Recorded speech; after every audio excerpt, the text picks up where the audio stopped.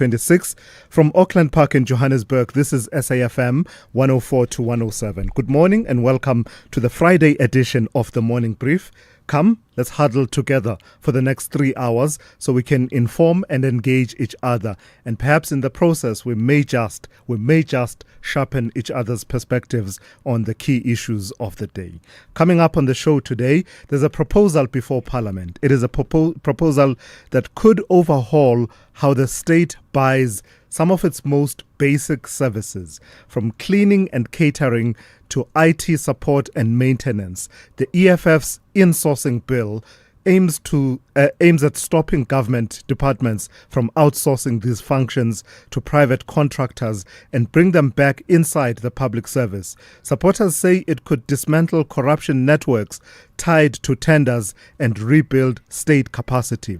But its critics, the critics of the bill and this whole approach, warn that it could dramatically expand the state payroll and create new administrative pressures. So we'll unpack what this bill could mean for workers, the tender system, and the future of how government procures services. We'll have a conversation at 7:20 with Umphile Mawutwe, the Treasurer General of the Economic Freedom Fighters, who's responsible for introducing what is known as a private member's bill, in that it doesn't emanate from where legislation usually emanates from, in that it doesn't come from members of the executive, ministers and the likes, and cabinet starting that process, but it came directly from Parliament. And is it going to enjoy bipartisan support? Is it bipartisan or support across the aisle in Parliament? That's one of the key questions. But it has advanced now and it's been introduced to that committee in Parliament that looks into the public service. It was introduced yesterday. It's a long-standing process. It really started, I think the early traces I could find of this conversation emanate some 2 years ago when Umphile Mawutwe first proposed this bill. But then, it's gone through, how the rigmarole in Parliament with the result that it started gathering pace really last year. That's when it really started gathering pace. And then yesterday it was introduced to that portfolio committee on the public service. And Umphile Mawutwe will outline it for us, what it aims to do, how much support she and the EFF believe they have to see this passed in Parliament and become law. There's a sense of a track record of this happening elsewhere. I know that in the city of Johannesburg some years ago, I think it was when Herman Mashaba was mayor. I stand to be corrected on that, but I think it was around that time. There were moves towards insourcing, I think it was security guards at the time, such that they become part of the staff of the city of Johannesburg. So if the EFF has its way and the other parties support it, this could be the way of doing things for many of these services that government procures on a daily basis from private sector players. By the way, let me lastly mention that this proposal already has the support of COSATU, who are saying that this idea of the state going to tender even for such basic things as gardening services, as IT services and security and the likes, has been part of what has hollowed out the state capacity, but also at the same time has led to the capture of the state by tenderpreneurs and those kind of interests that want to control procurement in government. So Umphile Mawutwe is my guest at 7:20. Remember this message that we received yesterday from Mpho in Friede, who said yesterday on the WhatsApp line, "Morning Thulas. It's sad what's happening to pensioners in this country. They are the only people who don't know when they are getting paid. Why is SASSA forever changing their pay dates? Several have even called on SAFM, but even the station has never taken up this issue. As we speak, next month they'll only be paid on the 8th. By that time, their subscriptions would be cancelled and policies would have lapsed." That was the question from Mpho in Friede. We're taking that conversation forward this morning. We'll talk to the South African Social Security Agency, who are expected to confirm social grant payment dates for the 2026-2027 financial year. Its current schedule, published last year, runs until the end of this month, and the agency operates a 3-day staggered structure for pay days. with the older person's grant paid out on the first payday of the month, followed by the disability grant, and then the child support, foster care, care dependency, and war veterans grants following on a subsequent day. So while the agency says the system helps it to prevent banking congestion and reduces queues at pay points, quite a few elderly people have raised concerns about it, saying not knowing when the next payday will be affects their ability to plan their finances.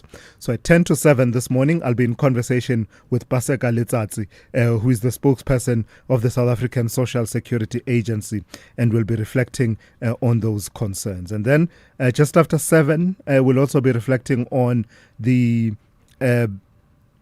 eThekwini, the presidential eThekwini working group, moving into phase 2, and President Cyril Ramaphosa saying a couple of days ago that eThekwini Metro had been pulled back from the precipice of collapse to the threshold of fostering economic growth due to the interventions of the presidential eThekwini working group. They're hailing a great deal of success there. They're talking about, for instance, tourist numbers coming back to life over the last festive season. But the proof of it, of course, will be where the rubber hits the road. Has the administration of eThekwini changed for the average citizen? We'll be speaking to Mike Mabuyakulu, who is part of the presidential eThekwini working group, and that conversation is coming up at the top of 7 a.m. We want to, before we get to any further news, just quickly reflect on what happened yesterday at the ad hoc committee in Parliament, the committee that's investigating the allegations first leveled by the Lieutenant General Nhlanhla Mkhwanazi, the Provincial Commissioner of KwaZulu-Natal. And I'll do that in just a moment. But let me just say this. The Morning Brief team, to your stations, please, for the takeoff. And Musa is good to go. She'll give you news updates at the top of every hour and with quick headline hits at the bottom of every hour. Zaikan has updates for you from the world of sports, and that will be coming up just after the headlines at the bottom of every hour. Rob Byrne is keeping you updated on traffic flows on your commute this morning. He's already started giving that sense of what's happening in Gauteng, wet and slippery roads all round in parts of Gauteng this morning, so do take care. Ndawling Lechela will update you on where money is being made and lost on this Friday morning. She's got your business, economics, and market updates across the 3 hours. And of course, Sipho Mantula with the extended version that he always gives on a Friday of the Africa update, as well as the historical archive. He will be coming through at about 20 to 7 this morning. Your calls, I'll take those throughout the 3 hours on 086 000 2032, 086 000 2032, and I'll take your WhatsApp voice notes on 0614 104 107. In a moment, I will be reflecting on the goings on at the ad hoc committee in Parliament. Only 1 month left to get the best spectacle and sunglass deal from Specsavers. With our buy one, get one offer, you get great value for money. Get a free pair of branded single vision prescription sunglasses up to 3,300 Rand when you purchase a comprehensive eye examination and spectacle frames with lenses on your first pair. The best part? Choose from top brands like Police, Hugo, Under Armour, Tommy Hilfiger, Red Bull Spect, and more. Affordable eye care? Specsavers. T's and C's apply. Catch the season premiere of Color Your Plate this Sunday evening at 7 as 4 hungry home cooks step into the kitchen to reimagine beloved family favorites in bold and unexpected ways. With the return of a steering from a previous season judging their every move, only one will earn the chance to progress and cook alongside them in the next round. Who will impress and take the first step forward? Find out on Color Your Plate, Sundays at 7 p.m, repeat Saturdays at 4:30, only on SABC2. So you thought you were building a business in this economy, but day by day, somehow it grew. You kept going when the freezer didn't freeze, the bucket didn't budge, and the bank balance barely blinked. So you thought you were building a business. You weren't. It was building you. Because this isn't just what you do anymore, it's who you are, and you don't trust just anybody to protect it. Chat to your broker about Old Mutual Insure Business Insurance. Protect what built you. Old Mutual Insure Limited is a licensed FSP and non-life insurer. Big stories of the day. Hashtag the morning brief. 17 minutes after 6 on this Friday morning. Let me take you to your weather. We've got 4 warnings, so quite extensive, and I'll then go through the highs and lows for the major centers. And 2 of those warnings at least are on the higher end of the spectrum of likelihood of them happening, those conditions actually happening, as well as the severity of their impact, because that's what those color-coded warnings are all about. The likelihood of the event, the weather event happening, as well as its likely impact. That's how the Weather Service has explained it to us. So when they go on the higher level of the number as well as the coloring, it says it's highly likely to happen and it's likely to have a great deal of impact. So when you hear orange level 5 warning, take it very seriously. So we have an orange level 5 warning, and that warning is in place over the western region of the Northwest, including central and eastern regions of the Free State. That orange level 5 warning is for severe thunderstorms with heavy downpours leading to flooding of roads, settlements and low-lying areas, as well as damaging winds, large amounts of small hail and excessive lightning. Then there's a yellow level 4 warning. It is for severe thunderstorms with heavy downpours leading to localized flooding of susceptible roads, settlements, low-lying bridges and areas, as well as possible strong damaging winds, hail and excessive lightning, and that is to be expected over Gauteng, eastern region of the Northwest and western Highveld of Mpumalanga. Such conditions are also expected across KwaZulu-Natal, except for the extreme northeast. Then there's a yellow level 2 warning, and that yellow level 2 warning is in place for the southwestern and southeastern region of Limpopo, eastern Highveld and escarpment areas of Mpumalanga, as well as southwestern Free State and the extreme northeastern areas of the Northern Cape. That yellow level 2 warning is for severe thunderstorms with heavy downpours leading to localized flooding of susceptible roads, settlements, low-lying bridges and areas, hail, excessive lightning, and that is the yellow level 2 warning. The last one is also a yellow level 2 warning, and that is in place for between Cape Point and Plettenberg Bay from the evening and into Saturday. That yellow level 2 warning is for damaging winds and waves leading to small vessels taking on water and capsizing in locality, as well as difficulty in navigation at sea. The rest of your weather will be looking like this. Pretoria, Johannesburg, and will be cloudy with widespread showers and thunder showers. Pretoria starts at a minimum of 18 and ends at a maximum of 21. Johannesburg 17 to 20, Vereeniging 18 to 21. Mbombela will be cloudy with scattered showers and thunder showers, 19 to 27. Polokwane, cloudy with scattered showers and thunder showers, 18 to 25. Mahikeng, cloudy with widespread showers and thunder showers, 17 to 22. Vryburg, cloudy with widespread showers and thunder showers, 17 to 24. Bloemfontein will be cloudy with scattered showers and thunder showers, 17 to 21. Kimberley, cloudy with scattered showers and thunder showers, 18 to 26. Uppington will be partly cloudy with a minimum of 20 and a maximum of 29. Cape Town will be partly cloudy with early morning fog. It will become cloudy with isolated showers and rain from the afternoon with a minimum of 17 and a maximum of 22. George will be partly cloudy with isolated showers and rain, 13 to 24. Gqeberha will be cloudy with isolated showers and rain, 19 to 23. Gugompo City, formerly East London, will be cloudy with scattered showers and rain, 21 to 24. Durban will be cloudy with widespread showers and thunder showers with a minimum of 24 and a maximum of 32. Richards Bay will be partly cloudy with isolated afternoon showers and thunder showers, 25 to 35. And lastly, Pietermaritzburg will have morning fog. Otherwise, it will be partly cloudy, becoming cloudy from late morning with widespread showers and thunder showers with a minimum of 20 and a maximum of 30.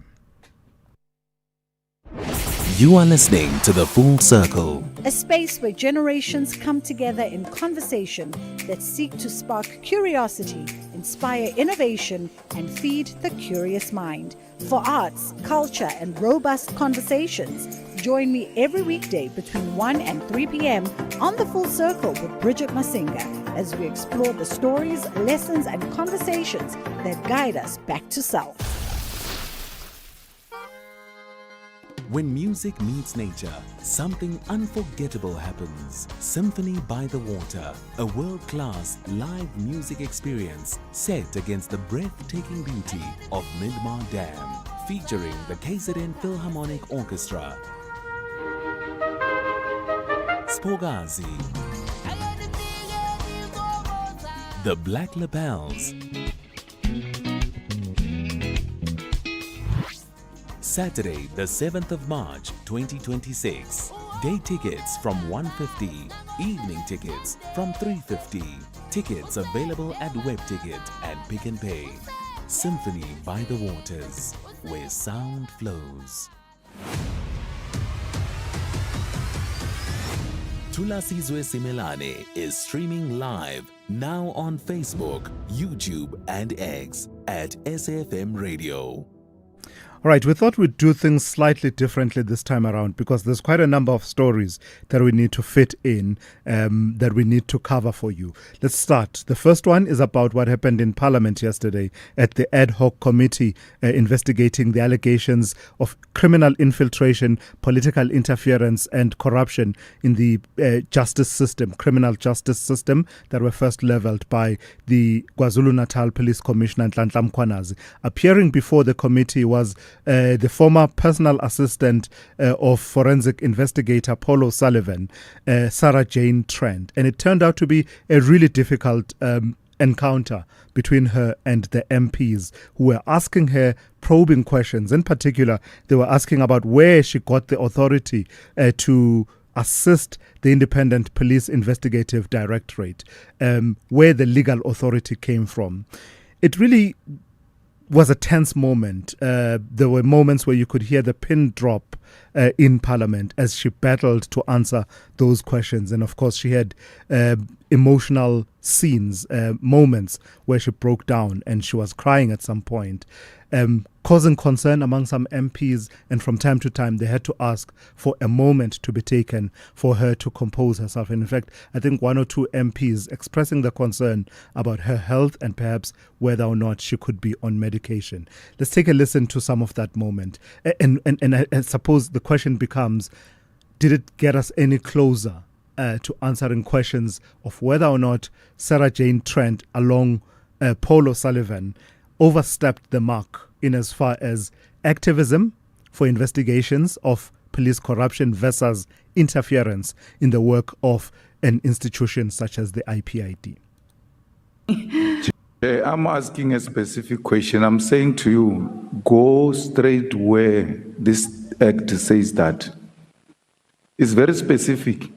You just say to me, okay, 3A or whatever, and then you read it out. 3B, an investigator or any person duly authorized thereto by him or her may request an explanation from any person whom he or she reasonably suspects of having information which has a bearing on a matter being or to be investigated. So IPID doesn't suspect that you've got any information of any sort.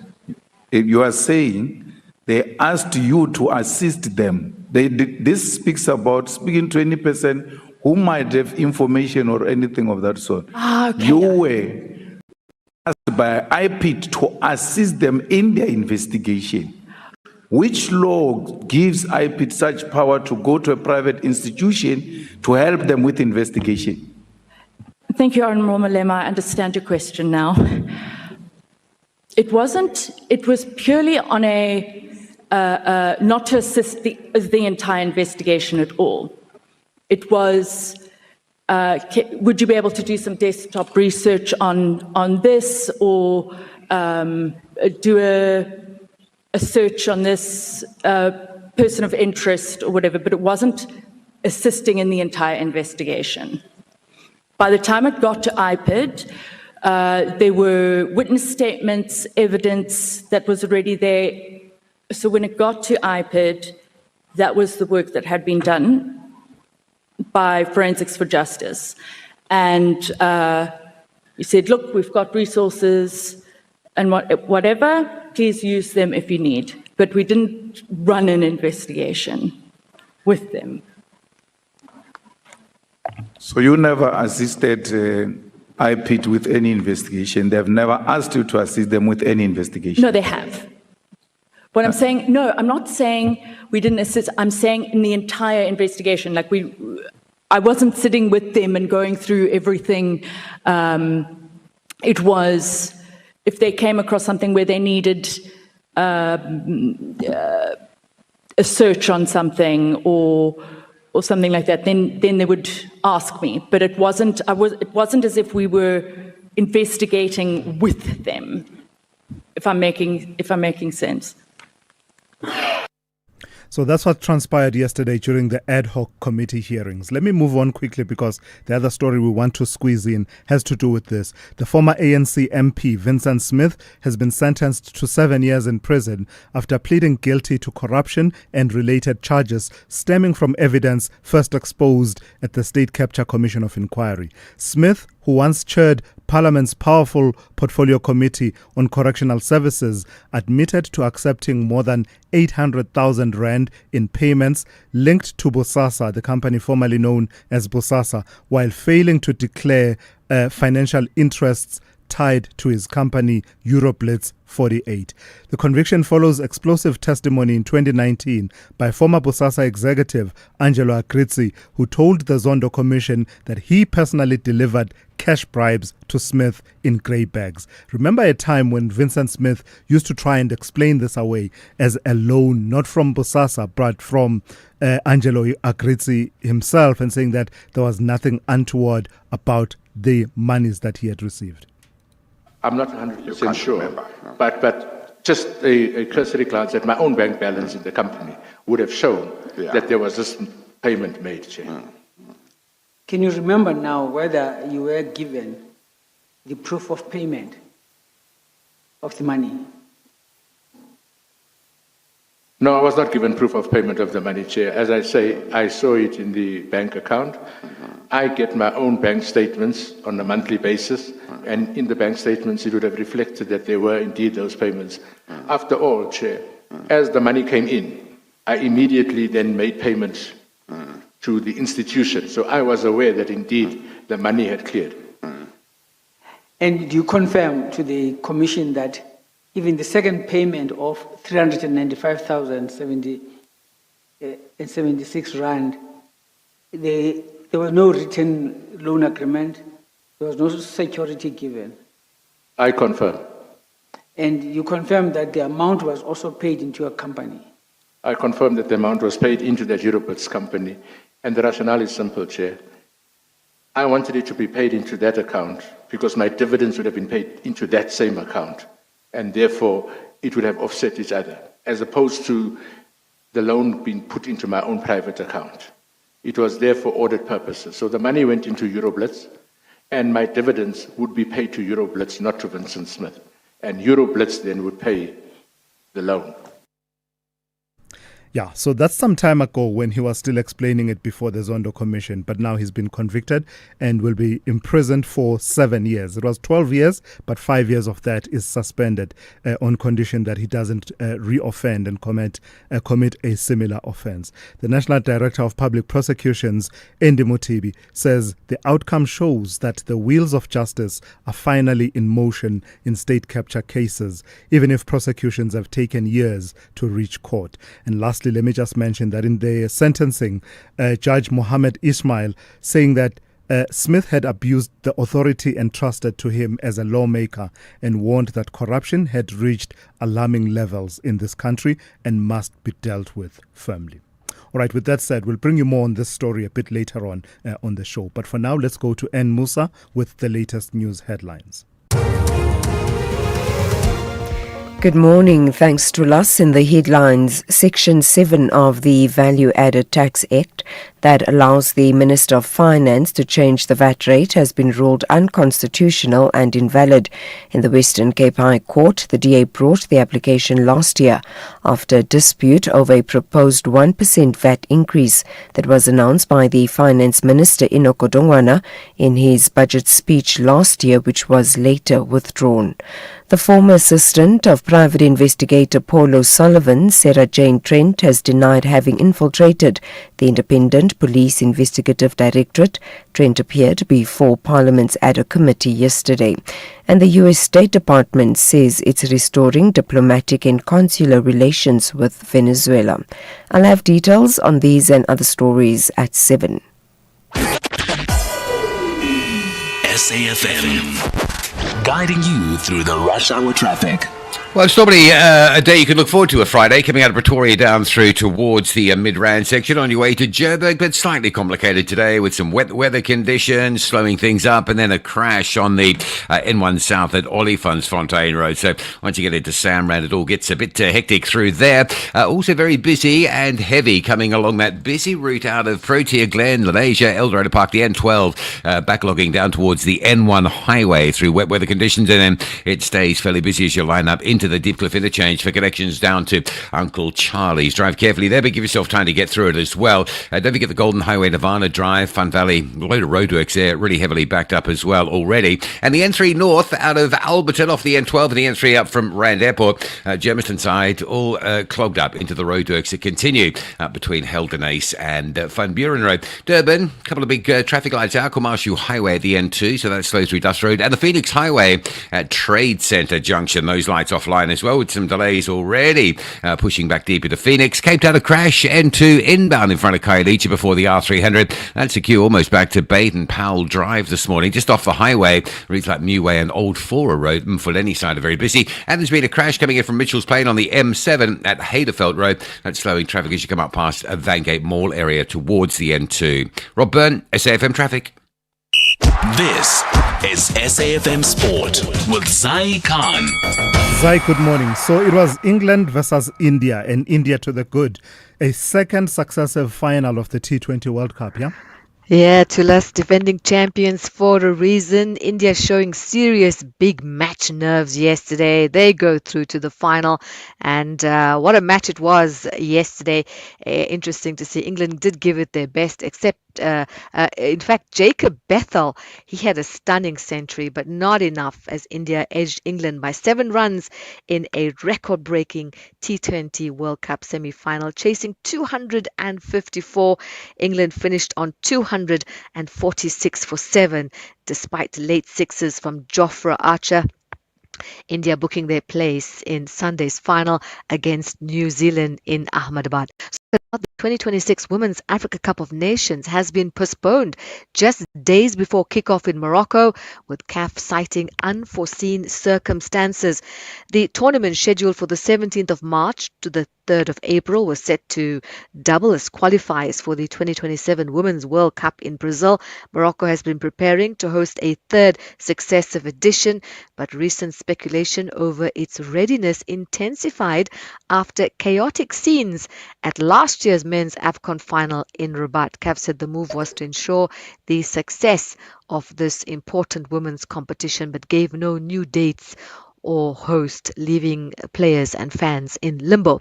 In the meantime, the FIFA World Cup 2026 is set to take center stage from the 11th of June to the 19th of July 2026. The tournament will be broadcast live on SABC3, SABC Plus, as well as SABC radio stations. Moving to some other news in motorsport, Valtteri Bottas has escaped a 5-place grid penalty for the season-opening Australian Grand Prix after Formula One's new sporting regulations voided sanctions not served within 12 months. The Finn has been handed the penalty in his final race for Sauber in 2024 after colliding with Kevin Magnussen, but sat out last season as Mercedes reserve before joining newcomers Cadillac. Now him and his teammate Sergio Perez are still expected to start near the back in Cadillac's debut, though Aston Martin's struggles could prevent them from being last in qualifying. And that's your sport here in the Fast Lane on the Morning Brief. Check back at the top of the hour. I'm Zai Khan. The Business Update on SAFM. All right, let's turn to Ndawuleng Lechela with that business update for this morning. Good morning to you, Ndawuleng. Let's start with news to do with oil. You're saying that it's holding on to gains even as the war in the Middle East continues. Morning, Thulas. So we are seeing energy markets on edge with Brent trading around $80 a barrel following a 20% weekly spike.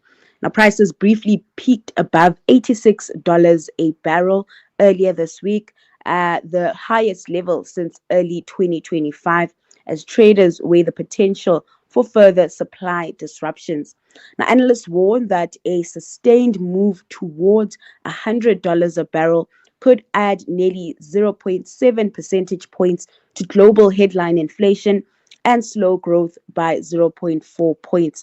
For consumers, higher diesel and petrol costs are feeding into transport and logistics, pushing up the price of everyday goods. Central banks, in the meantime, may be forced to delay planned interest rate cuts as the inflationary ripple moves from the oil rigs straight to wallets worldwide. Now, with the Strait of Hormuz effectively restricted, markets are factoring in a steep war premium, further adding pressure on both energy and broader consumer markets.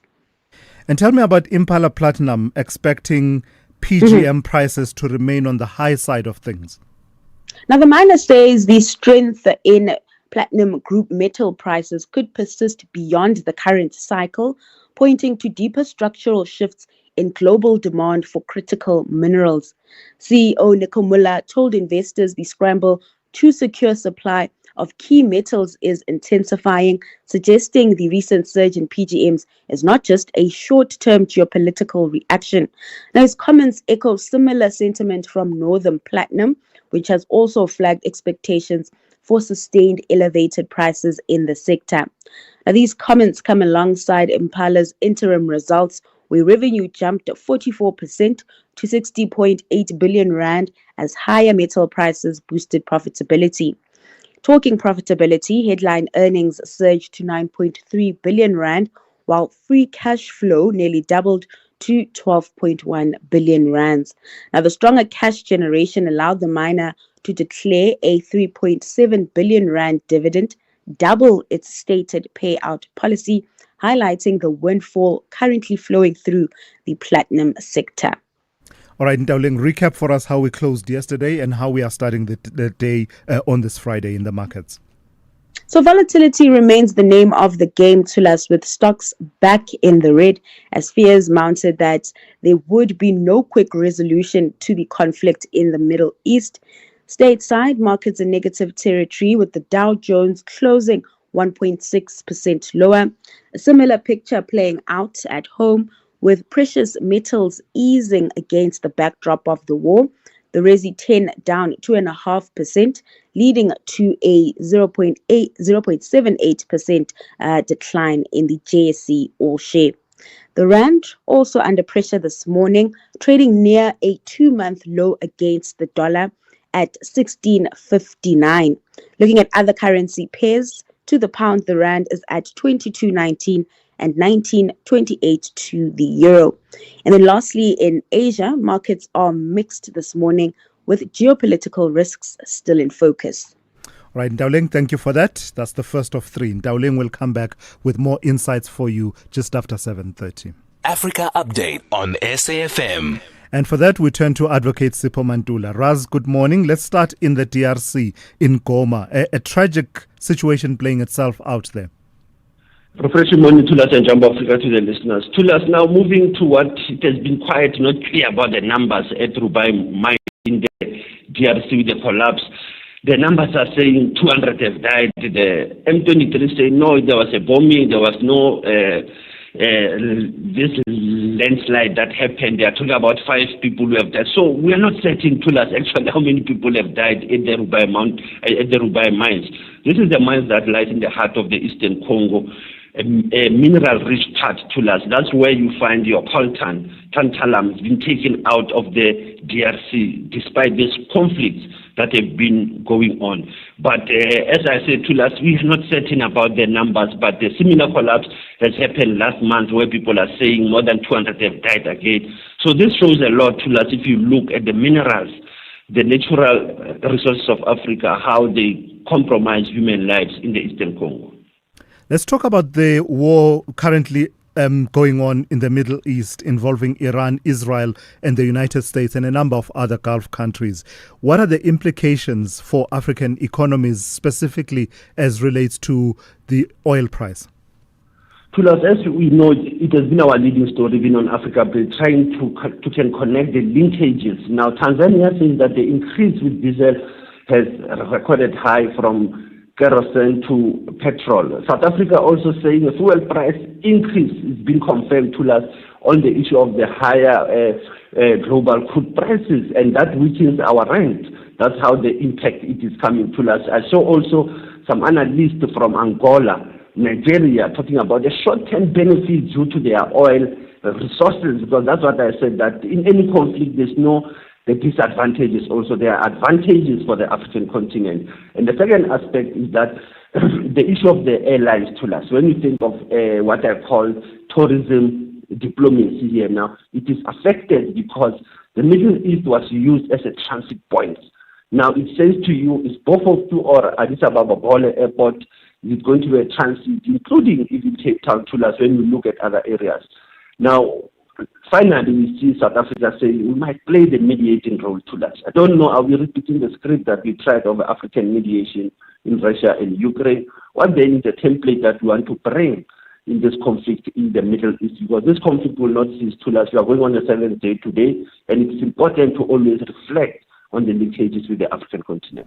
Speaking of that then, Sipho, the African continent and its role in resolving conflicts, the push is again strong for the African continent to have permanent representation in the Security Council of the UN. There was a meeting in Addis Ababa that was convened by the UN and the AU under the theme sustaining the momentum for UN Security Council reform amidst a dynamic global geopolitical context. Me and you know, Tula, this has been a script for years in terms of this permanent forum, the P5 versus the non-permanent members who attend. And we know that in this meeting, the issues that came very clear is that the Africa Central role in peace and security, we still remain underrepresented in the Council's membership. Scholars, experts are sitting and still questioning that if we have to reform the UN Security Council, it might not include a total overhaul to us. The issue is give Africa a voice in this international peace and security issues. They have mentioned the role of Ethiopia in terms of how the continent has played its role in mediation. The conflicts that happened in the late 40s and 50s to us, that Africa has been at the what I call the conflict belt. Now this meeting key to us, as we know that we've been talking about 8 years of the UN formation, but look at the conflict in the Middle East, how long it has been going on, the conflict in the Sudan, conflict in the DRCs. This conflict, they need an African wisdom. And what a difference just 2 years makes, Sipho, because the conversations we're having now, just 2 years ago, the United States was one of those countries that had backed the African continent for 2 permanent seats for the African continent. And if I recall correctly, they were not going to have veto power, but it was going to be representation. Now we are back to square one. It's as if that conversation of 2024 didn't even happen. Absolutely. I think it's amnesia that President Trump is suffering from. As Jeffrey Sachs is saying, it's a psychopathy problem. There is a psychopath that is dealing with Bibi Netanyahu just who can fulfill their dreams. There are illusions, hence you say Ministry of War moving from defense, the Board of Peace. You ask yourself, if you have to change the dynamics of international peace and security, why must you create your own board when you have a UN peacekeeping mission, you have UN peace fund? Why are you creating a parallel structure? And that is the problem of leaders who come on a second bite and they know they will never come back once more. All right, let's go to the Central African Republic as well as relations with Russia. A meeting there between the president of CAR and the Russian president. Odera was in Moscow yesterday engaging with Vladimir Putin on issues of security, humanitarian ties, also the economic ties, how they can link on issues of partnerships in energy and agriculture. As you know, the president of CAR had to go and thank Russia for what they have done so far in terms of assisting, even with the previous elections of 2025, December, and also to bring stability, but they are now getting into economic cooperation, as I said, on issues of energy, hydrocarbons, and agriculture. This was an important meeting that Odera has made because he also visited Russia in 2025 to coincide with what they call 65 years of the diplomatic relations between Russia and the Central African Republic. All right, 2 archive chapters that you want to open for us this morning, Sipho. Please go ahead. The 6th of March, 1957, as well as the 6th of March, 1979. Today in Ghana, Accra, the capital city of the Africa Continental Free Trade, is a public holiday. It is the independence and the liberation of Ghana from its former colonial master, Britain. The first president was Kwame Nkrumah. We'll always say Ghana was the first, but Sudan was 56 to last. But Ghana became 57 because it represented that total liberation that it says Ghana will not feel this liberation when the whole continent is liberated. That's why today I said in Ghana, for masses, it was known as the Gold Coast to last. They are celebrating 69 years today. It's a public holiday. Dramani Mahama has been pushing to us. We know they might be wearing their shock attire today as they're celebrating this important day. Again, on this day, to us, me and you, as legal minds, we know 47 years ago, what I always call that the June 16, when it happened 76 to us, 77, there was this secret trial that happened, they called the Bethel trial. Started in 1977, it sit for 100 times to us, 100 court sessions. Only on this day, that trial started, what they call the Bethel trial. The 18 suspects, it was the state versus Zafania Lekwane, Mutuping, and 17 others. There were young people who were in that trial to us, names that you can think of: Aaron Khoza, Samuel Malinga, Sipho Bonventura Malaza, Fusimosi, Johnson Nyati. Those were the names to us that appeared, that they were charged, as they call it, the Bethel treason trial. It was a secret trial to us, and it was all about the 2016 uprising that happened 50 years ago. Asante Sana Tulas is still leading the Truthization. An important week that we have celebrated Tulas, the birthday of Miriam Makeba. We have celebrated the beginning of the Human Rights Month, the Shabilanga Massacre, and we still celebrate many more who are celebrating their birthdays. Asante Sana Tulas. Sipho, thank you for that. That's Sipho Mantula with your Africa update on this Friday. When music meets nature, something unforgettable happens. Symphony by the Water, a world-class live music experience set against the breathtaking beauty of Midmar Dam, featuring the KZN Philharmonic Orchestra, Spogazi, the Black Labels, Saturday, the 7th of March, 2026. Day tickets from $150, evening tickets from $350. Tickets available at WebTicket and Pick and Pay. Symphony by the Waters, where sound flows. Precision meets creativity on Color Your Plate this Sunday evening at 7. 4 contestants must create a gourmet meal using every part of the ingredients they choose. With the steering from a previous season judging their work, only one will advance. Who will impress and secure a place as their partner in the next round? Find out on Color Your Plate, Sundays at 7 p.m, repeat Saturdays at 4:30, only on SABC2. Bushduff, why is there a horse in your driveway? You right, Savvy. Why drive a Mustang when you can ride one? What the missus say? Well, she had a bit of a long face, but now she's stable. If you need a backup plan, We Buy Cars can sort you out. Nah, Savvy, this thing is eco-chic. Stop horsing around, cowboy. Rather get one of these from We Buy Cars. What's the horsepower on that thing? More than one, Duff. More than one. Don't be Duff, be savvy. We Buy Cars, geared for adventure, geared for you. SAFM, guiding you through the rush hour traffic. Good morning. Very heavy coming in from Lanesia, Protea, Glen up through Eldorado Park this morning. Weather conditions, wet and slippery, bit of mist as well. Breakdown in the mix on the M1 before the Golden Highway at Eldo. So from Protea, Glen right through to Deepcliff, it's heavy. And then the Mike one backed up badly from from Goldreef City all the way through to Parktown's Oxford Road. So that's worse than it normally is. And of course, you'll queue on the M2 coming through from Joe Slovo into the Crown for connections onto that Mike one. Also the N3 roadworks around Helden to Van Buren again, backlogging traffic early this morning out of Alberton and Germiston. The run through to Galooly is really under pressure. Crash seen on the M1 South at Olifantsfontein Road. Traffic queued already back into Brockfontein. No easy Friday this morning coming out of Pretoria through to Midrand. It's all badly backed up. Pretoria, Eupheus Road at the N14. Traffic lights are still down there. Garsfontein at Delphi might be a traffic light issue. That's very slow leaving the Pretoria East area as well. Durban, if you're coming out of Phoenix, wondering what all the delay is about, the Phoenix Highway Trade Centre junction, traffic lights offline still, so very slow getting through there. Breakdown on Durban's N2 South to watch for, just south of Spaghetti Junction.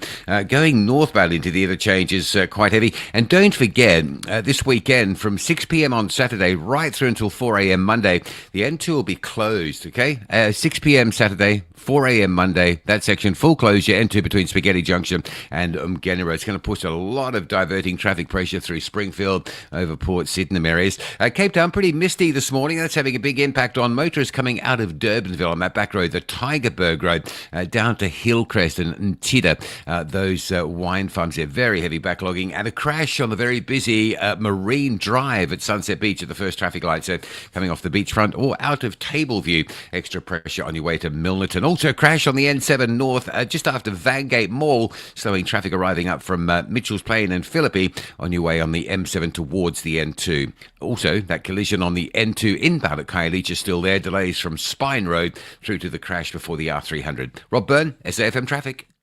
It's all about meat-free meals on Colour Your Plate this Sunday evening at 7. 4 contestants compete to prove that a midweek family meal can be hearty, nutritious, and full of flavour, even without the meat. With a steering from a previous season watching closely as guest judge, the stakes are high. Who will earn their approval and cook alongside them in the next round? Find out on Colour Your Plate Sundays at 7 p.m. Repeat Saturdays at 4:30, only on SABC2.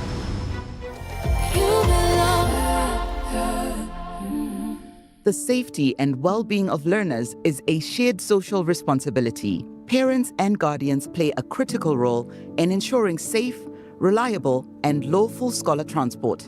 Parents are therefore urged to take responsibility for the following. Parents should ensure that learners are on time and ready for collection to prevent unsafe driving practices such as rushing, unscheduled stops, or overloading. By working together, parents, operators, and authorities can protect learners and build a culture of safety on our roads. Issued by the National Department of Transport. This is Thulasizwe Simelane on the Morning Brief.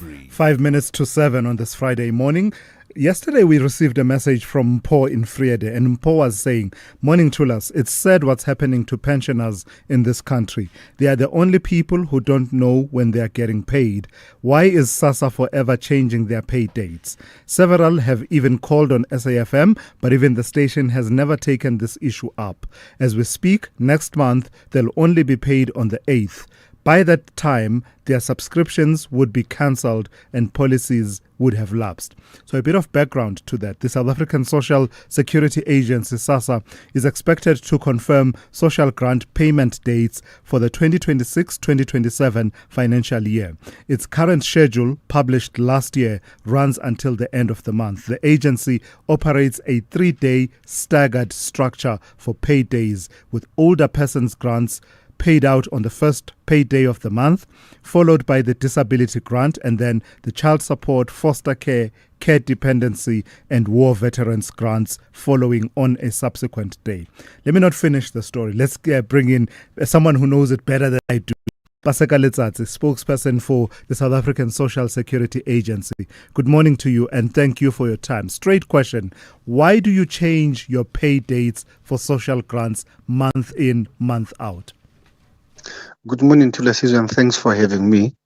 The payment dates for social grants are not changed. we issue out the payment dates of the financial year for 12 months, and they stay as they are. They never changed, and this was arrived at together with the financial institutions and the retailers. So when one of our listeners, and not the first one, by the way, to say that there's uncertainty as to when the next payday is, what could be the problem there? Where could be the disconnect be if you've already published the dates in advance for the next 12 months? We may have to do more, Thulasizwe, in terms of announcement. We may have to basically partner with other stakeholders, for an example, local government, so that people, when they pay their bills, they know that when is the payment. But I can assure you now, even after the interview, I can send you the schedule. We don't change the schedule at all.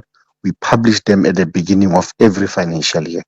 So Mpho, in the message sent yesterday, talks about next month's payday being only on the 8th. That sounds like it's very far into the month. Is that the case, that it's the 8th, and is that the average for the payment of old age grants? It is, and I'll explain quickly to you, Thulasizwe, why.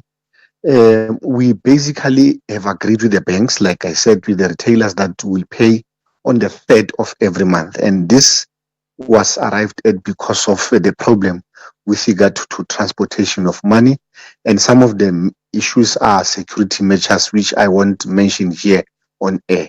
However, there's a problem when there are holidays or the 3rd falls within Saturday or Sunday.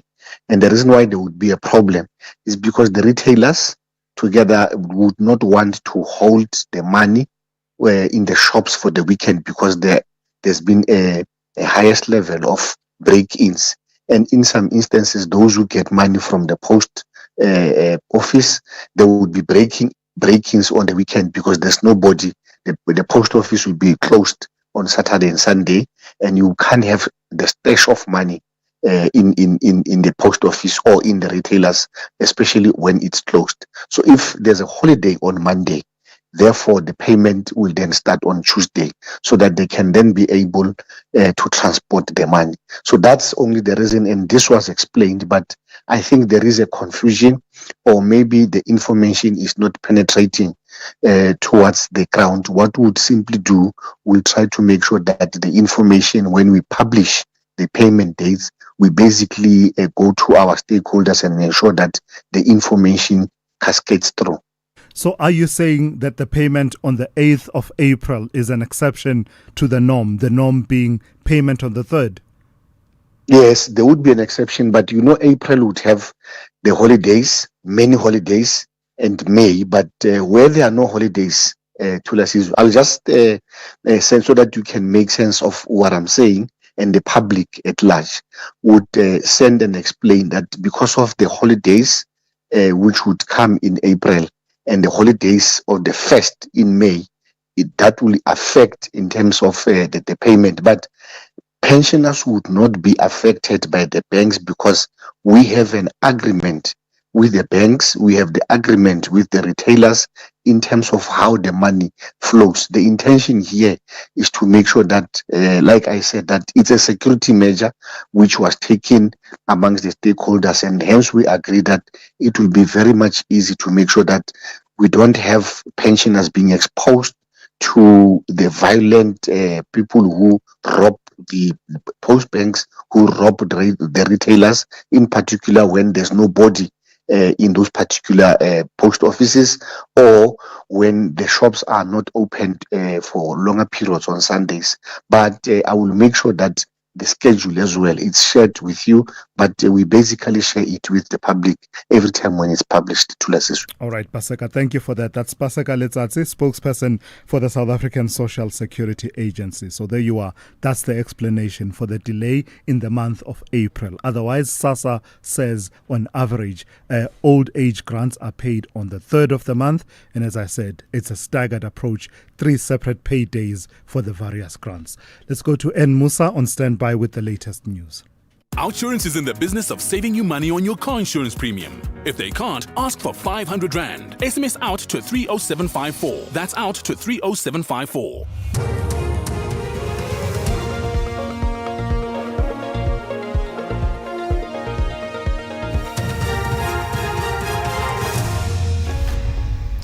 In our top stories, Western Cape High Court rules on VAT rate and US restores diplomatic relations with Venezuela.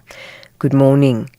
Section 7 of the Value Added Tax Act that allows the Minister of Finance to change the VAT rate has been ruled unconstitutional and invalid in the Western Cape High Court. The DA brought the application last year after a dispute over a proposed 1% VAT increase announced by the Finance Minister Enoch Godongwana in his 2025 budget speech, which was later withdrawn. The court found it takes 12 months before Parliament can either confirm or reject new VAT rate adjustments that's proposed by the minister. The court was particularly concerned that if Parliament decides after 12 months not to confirm the changes, taxpayers will not be reimbursed. The High Court has asked the Constitutional Court to have the final say in order for the ruling to stand. The High Court maintains it does not oppose delegating legislative authority to the executive, but its primary concern is the VAT time lag of 12 months.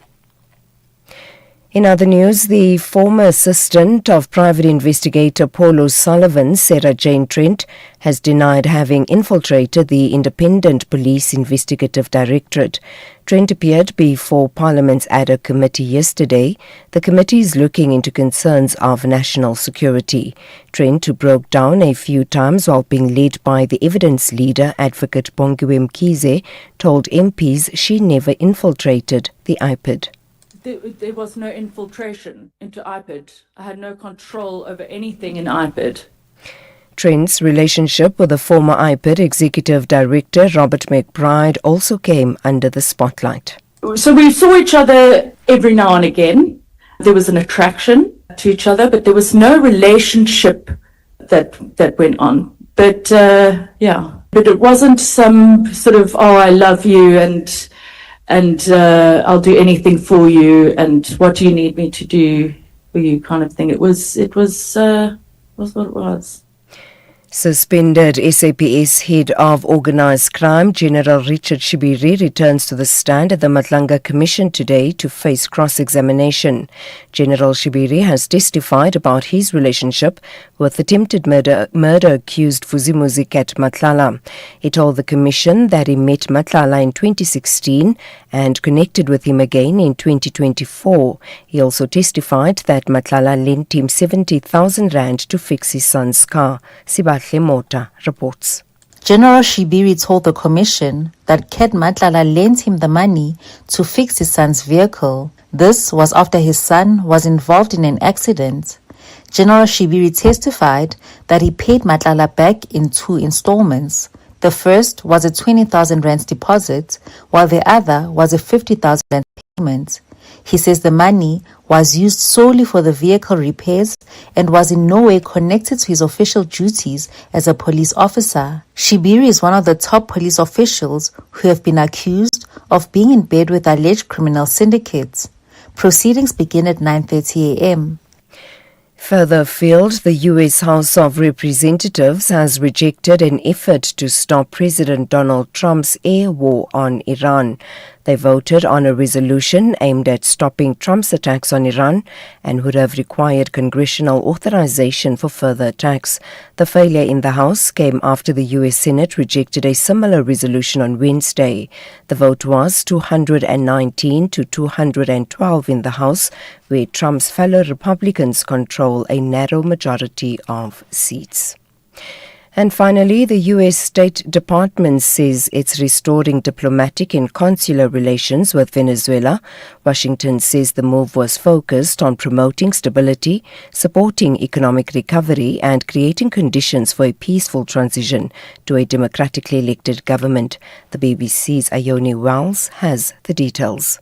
While diplomatic relations have been improving since the US's military raid on Venezuela in January, this announcement marks a hugely symbolic step.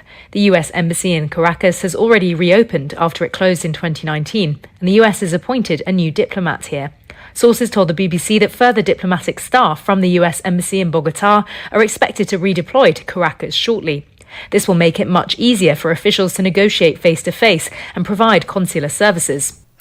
Recapping the top stories, Section 7 of the Value Added Tax Act that allows the Minister of Finance to change the VAT rate has been ruled unconstitutional and invalid in the Western Cape High Court. For SAFM News, I am Anne Musa.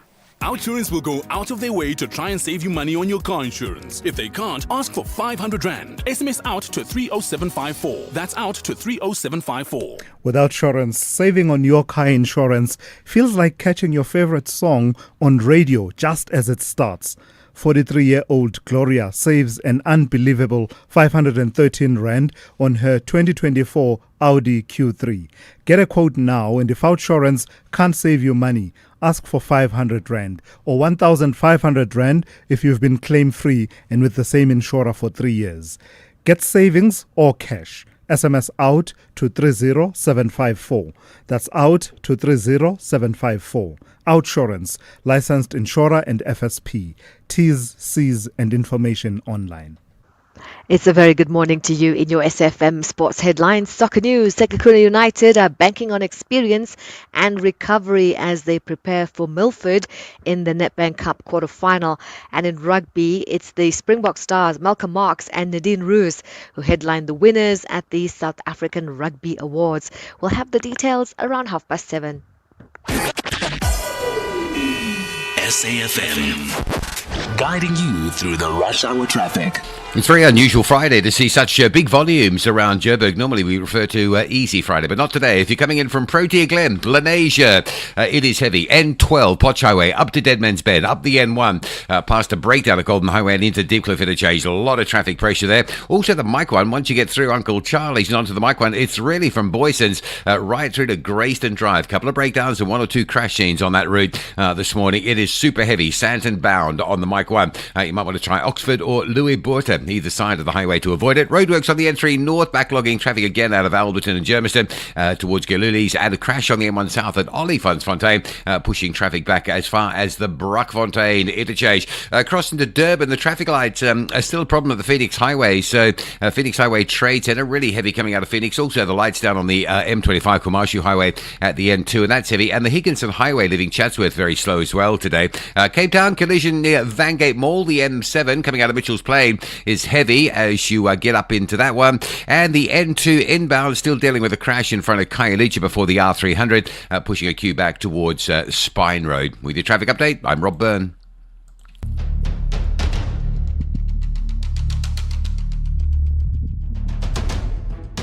The Morning Brief with Thulasizwe Simelane. Weekdays, Monday to Friday, 6 to 9 a.m. The Morning Brief with Thulasizwe Simelane. Weekdays, Monday to Friday, 6 to 9 a.m. 10 minutes after 7. Welcome to the second hour of the Morning Brief on this Friday, the 6th of March, 2026. It's great to be in your company. Let me quickly tell you what's coming up because we are trying to cover as much ground as possible. We'll start off with Samgele Masego, senior SABC News political journalist, covering the story around the conviction and sentence of former MP Vincent Smith, who has been sentenced to 7 years in prison after pleading guilty to corruption and related charges stemming from the evidence first exposed at the Zondo Commission, the State Capture Commission of Inquiry. Questions have lingered about where is the justice as far as everything we heard that was exposed during the Zondo Commission. Where's the follow-through? And now the NDPP advocate Andy Mutibi telling us that this conviction and sentence symbolizes that the wheels of justice are finally in motion as far as those cases are concerned. Samgele Masego on standby to talk to me in the next few minutes. And then immediately after that, we'll speak to Mike Mabuya Kulu, who is the co-chairperson of the Presidential eThekwini Working Group. This is the group that was meant attempt to fix eThekwini, right, with the myriad challenges they faced and problems really that they faced. Remember the issues with spillages onto the beaches, beach closures, and other issues that were starting to affect tourism, and the trend was going downwards. We are told that that situation has started turning around, and President Ramaphosa has announced phase 2 of that working group. It was meant to have concluded its work at the end of March, but we are told they'll stick around a little bit longer to set that metro on a path of growth. Lastly, Umphile Mautwe is going to be my guest at about 7:20 or thereabouts. She'll be talking to me about the private members bill, the insourcing bill that the EFF has introduced in Parliament that aims to ensure that the state doesn't always go out to tender even for basic things, changing a bulb, for example.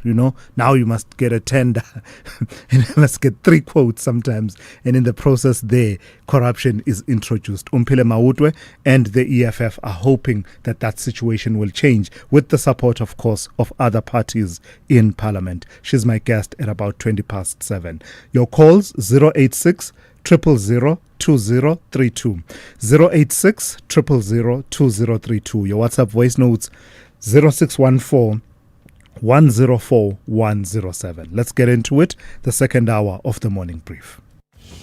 This February, fall in love with the journey. No phones, no flights, just determination, connection, and the open road. From breathtaking landscapes to unexpected challenges, Race Across the World is back. Bigger, bolder, and more emotional than ever. Because sometimes the best way to find yourself is to travel together. Race Across the World Season 4, Thursdays at 6 p.m. only on S3. Open up. It's all about meat-free meals on Color Your Plate this Sunday evening at 7. 4 contestants compete to prove that a midweek family meal can be hearty, nutritious, and full of flavor, even without the meat. With a steering from a previous season watching closely as guest judge, the stakes are high. Who will earn their approval and cook alongside them in the next round? Find out on Color Your Plate Sundays at 7 p.m. Repeat Saturdays at 4:30 only on SABC2.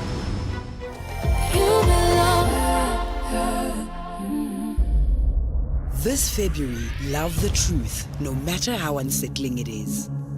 They were called accidents, a slip, a fall, a tragic mistake.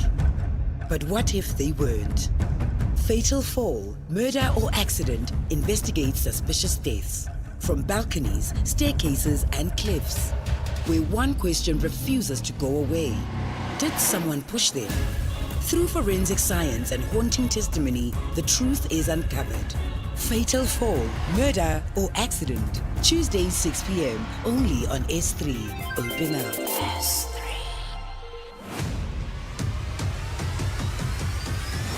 Thulasizwe Simelane is streaming live now on Facebook, YouTube, and X at SAFM Radio. It's coming up to 15 minutes after 7. Former ANC MP Vincent Smith has been sentenced to 7 years in prison after pleading guilty to corruption and related charges stemming from evidence first exposed at the State Capture Commission of Inquiry. You remember Smith, who once chaired Parliament's powerful Portfolio Committee on Correctional Services, admitted to accepting more than 800,000 rand in payments linked to Bosasa while failing to declare financial interests tied to his company Euroblitz 48. The conviction follows explosive testimony in 2019 by former Bosasa executive Angelo Agrizzi.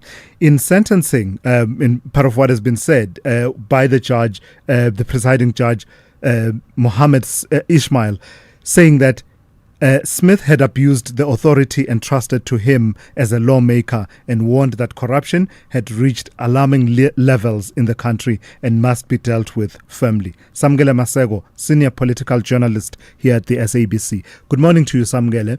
Recap for us the journey to this point. Actually, I was surprised. I thought the trial was still ongoing, but it seems somewhere in the process, the prosecution and the defense came to a settlement, and that settlement is the result that we are seeing now. Indeed, Tulas, the trial was still ongoing, but it was meant to further proceed with trial. Then negotiations between the two parties started. I remember during the burial of Brian Hlongwa, that's when I last saw Vincent Smith at the official funeral where Deputy President Paul Mashatile was speaking at in December. I did have an engagement with him, Vincent Smith, and he just said, Sam, we will talk. There is something that is brewing. Yesterday, I think I got a call in the morning and someone just informing me that Vincent Smith has decided to take a plea agreement with the state. He will be incarcerated for 7 years. This has taken a huge strain on him financially, emotionally, and he can no longer sustain the legal fees that come with this particular case. And this is why ultimately he's decided to take this decision of reaching a plea agreement with the state, preserve what is still there financially of his pension, and ultimately go and serve some time and still have a bit of money that can still sustain his family. So it does seem as if it was an emotional, financial, and a decision that ultimately he took, that he can't proceed with this case going forth in the trial and still have the financial resources to pay the legal team that is there and has been representing him and still be able to keep his family afloat. It's a significant moment, isn't it, Samgele, as far as justice stemming from the work of the Zondo Commission. The work of that commission has been part of the grievance against commissions of inquiry that many people have been saying. So we heard everything we heard, all the revelations, the Angelo Akritzis coming to the fore and other witnesses. Then what? We've not seen people in orange overalls. If I recall correctly, he must be the first person from that work to actually be in orange overalls. He's not only the first person to be in orange overalls from that work, he was the first to be charged. I remember as the South African Broadcasting Corporation, the SABC, we did break this particular story when he was first arrested in the south of Johannesburg, when he first went to the Palm Ridge Magistrates Court. We were arguably one of the first to break this particular story and what transpired with Vincent Smith and African Global Operations, formerly known as Bosasa. And it is arguably one of the cases that now shows that the long arm of the state is finally grinding. Ingalo yomthetho isithatha indima yayo manje, as they say in isiZulu. And ultimately, it may take years, but once the wheels of justice turn, eventually they will come full circle and the state will receive some sort of conviction or plea agreement.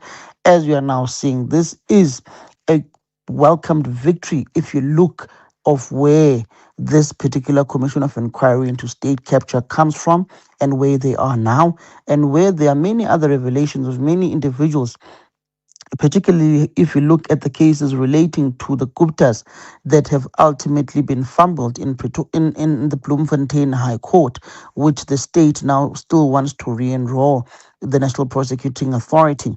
This is a welcomed victory, and it does show that even though there are discrepancies within the NPA, they can still reach some sort of convictions, even if it's not an outright conviction in a court of law, but through even plea agreements. I saw one tweet from fellow journalists saying that now they must go after Gwede Samson Mantashe on those security upgrades at his home. But many others may question, Gwede Mantashe was not in Parliament at the time. Well, because he was not an employee of the state. He was not a member of Parliament. There are no declarations that you must do when you are leading a political organization as Secretary General, because effectively you are an employee of an NGO. That is a debatable issue. He's taken this particular report of former Chief Justice Raymond Zondo on legal review, so as individuals such as Zizi Wotwa as well.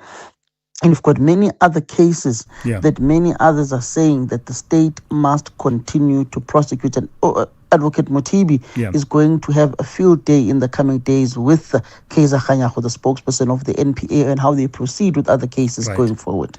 Samgele, thank you for that. And as Samgele mentions, the many reviews that are happening. I saw one recently. Salim Issa was among those people. I think the court turned him down on the basis that he's effectively made himself to be outside of the reach of South African law and cannot expect to be protected by the same law that he's somehow evading. So they basically, that review decision, that approach that he was trying did not succeed on the grounds that say, come back to South Africa. Then you can challenge it. Then you can enjoy the protection of the law as far as your review is concerned. Samgele Masego, senior SABC News political journalist. Get Spar super savings at every store, in every aisle, every day. Like 500 gram Roma Original Fat Spread Brick for $26.99 plus 50 megs free data on Spar Mobile, or 750 gram Cross and Blackwell Tangy Mayonnaise only for $37.99 plus 100 megs free data on Spar Mobile. Now that's super savings. Price is valid from the 23rd of February till 8 March while stocks last. Only at Spar. T's and C's apply.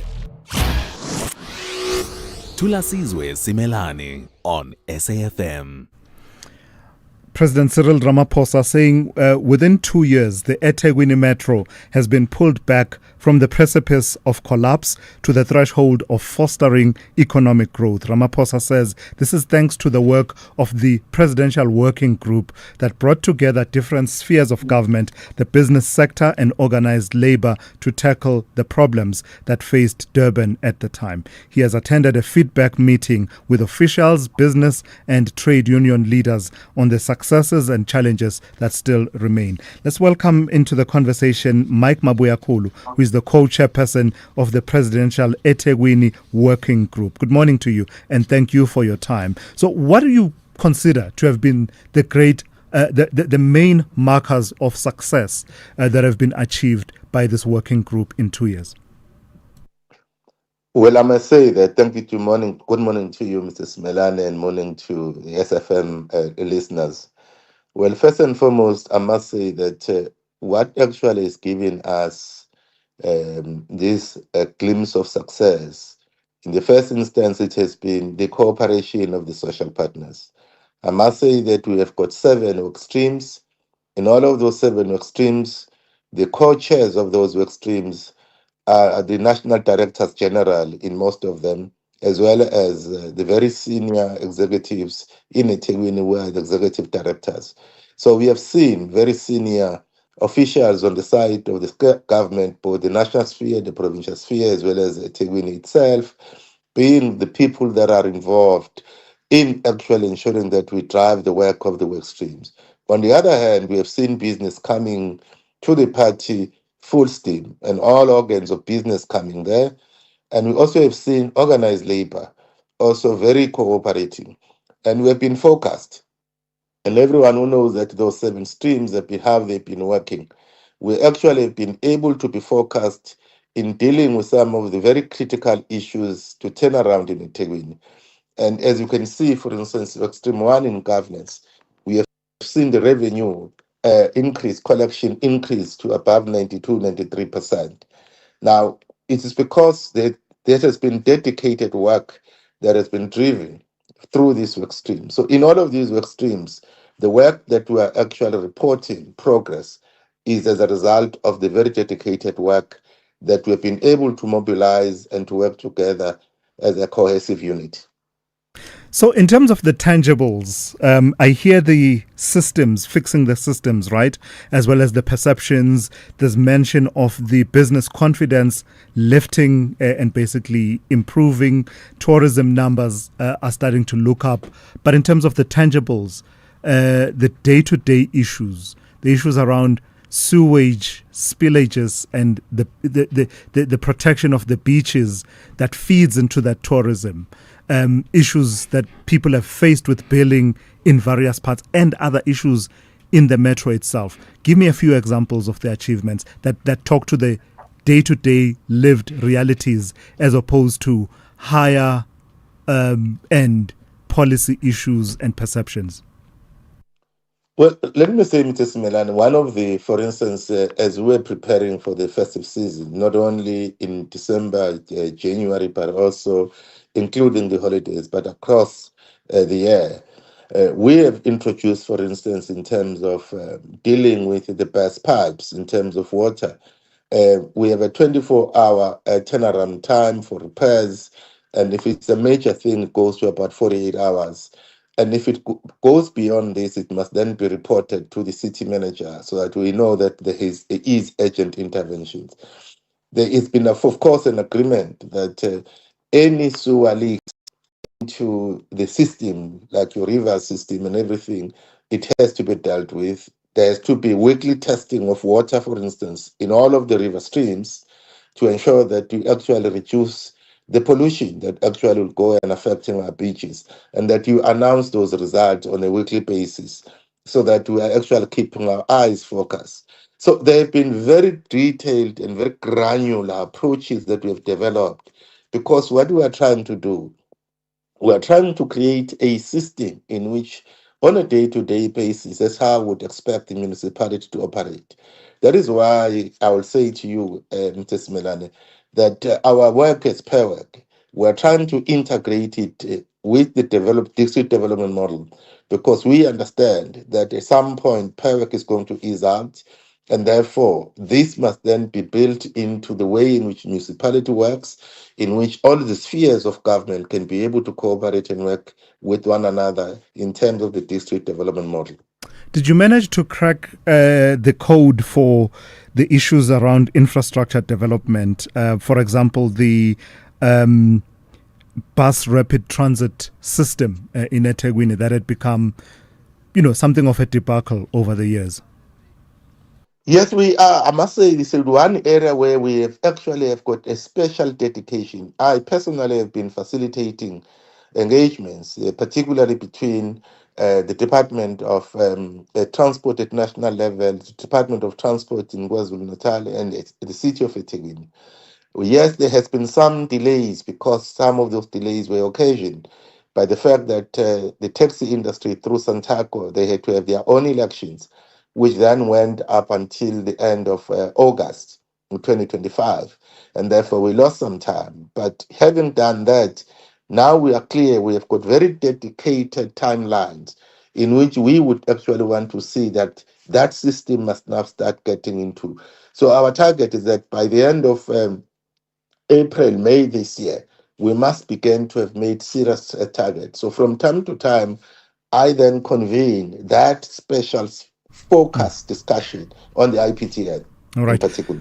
Lastly, Mr. Mabuyakulu, you will agree that this is no way of working, a crisis-oriented way of attending to day-to-day functions, functions in which there are people who've been elected as well as those who've been appointed to carry out these day-to-day functions. What's the solution to make it all sustainable such that in 6 years, 7 years, we don't have another eThekwini presidential working group?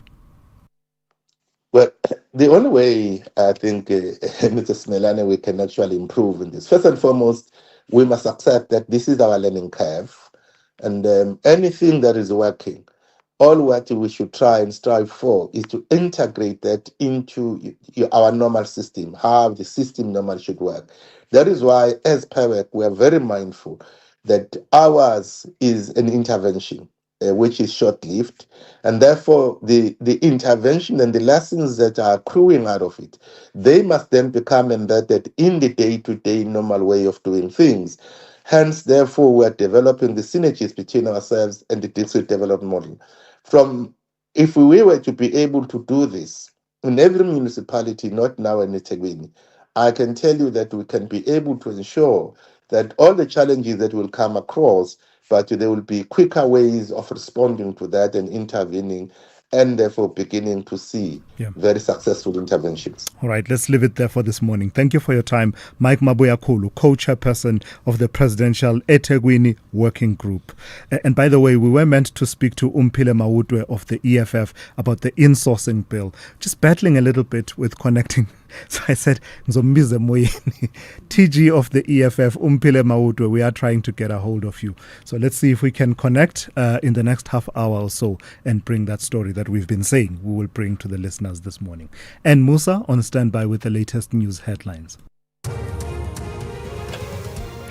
Good morning. Thanks to us. In the headlines, the Minister of Forestry, Fisheries and the Environment, Vili Okamp, has upheld an appeal for small-scale vessels to harvest in the traditional line fish sector. Okamp announced the outcomes of appeals submitted by the small-scale cooperatives in the traditional line fish and West Coast rock lobster sectors during a media briefing in Parliament.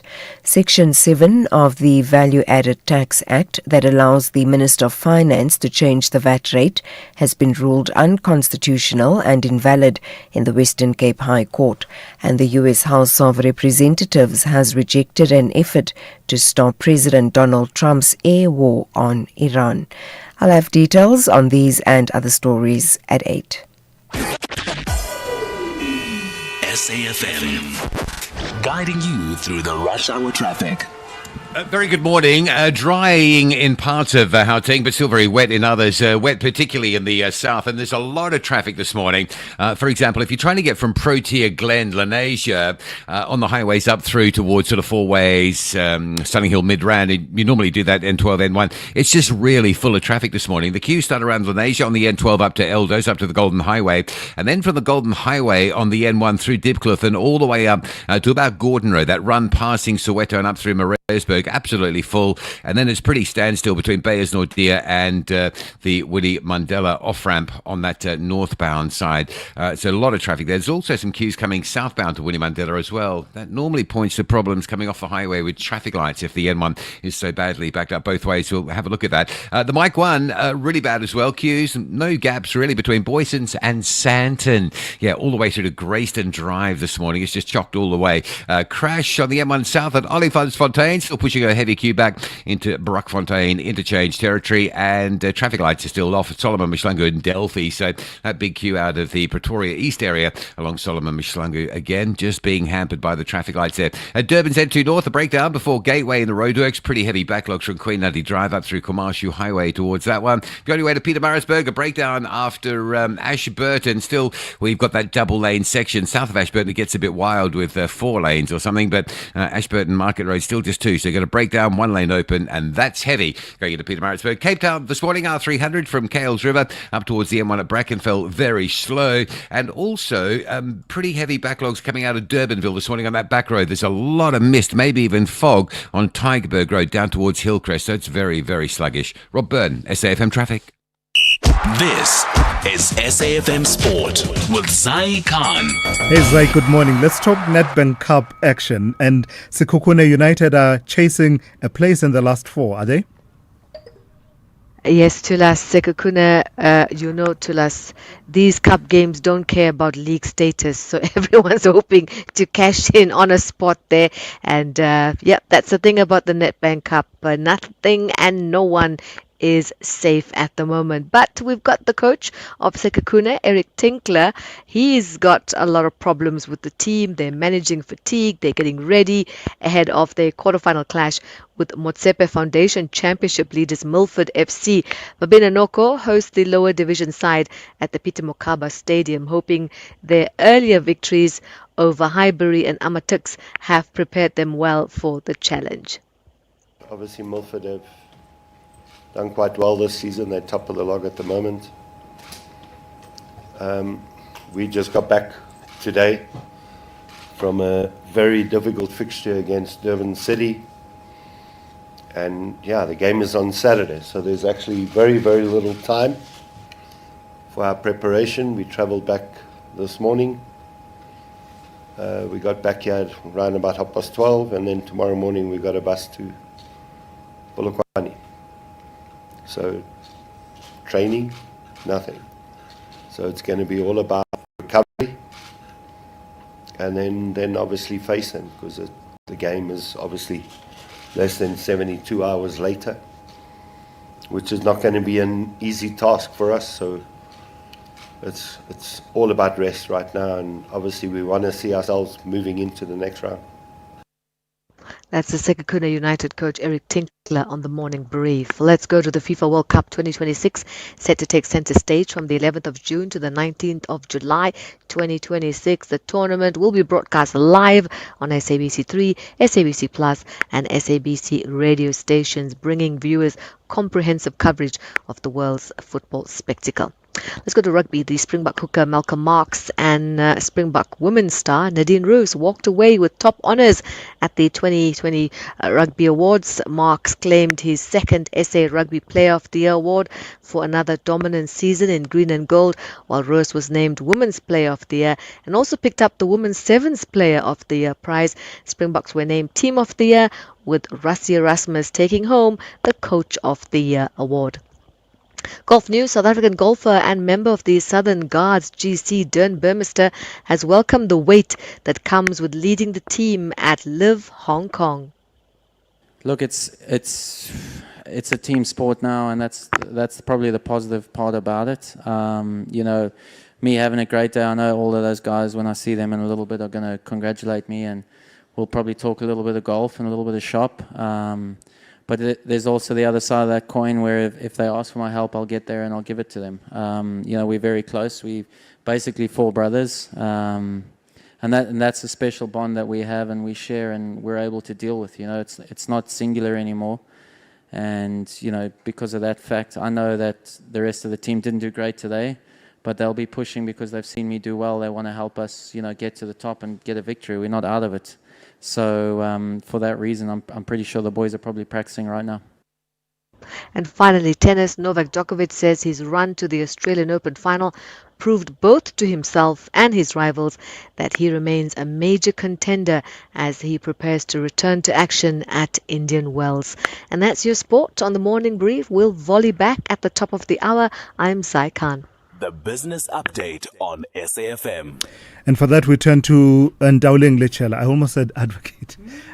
It's a Friday, no? So it's not long after arriving in the country and getting the all clear for that big transaction, Canal Plus is now stamping its authority.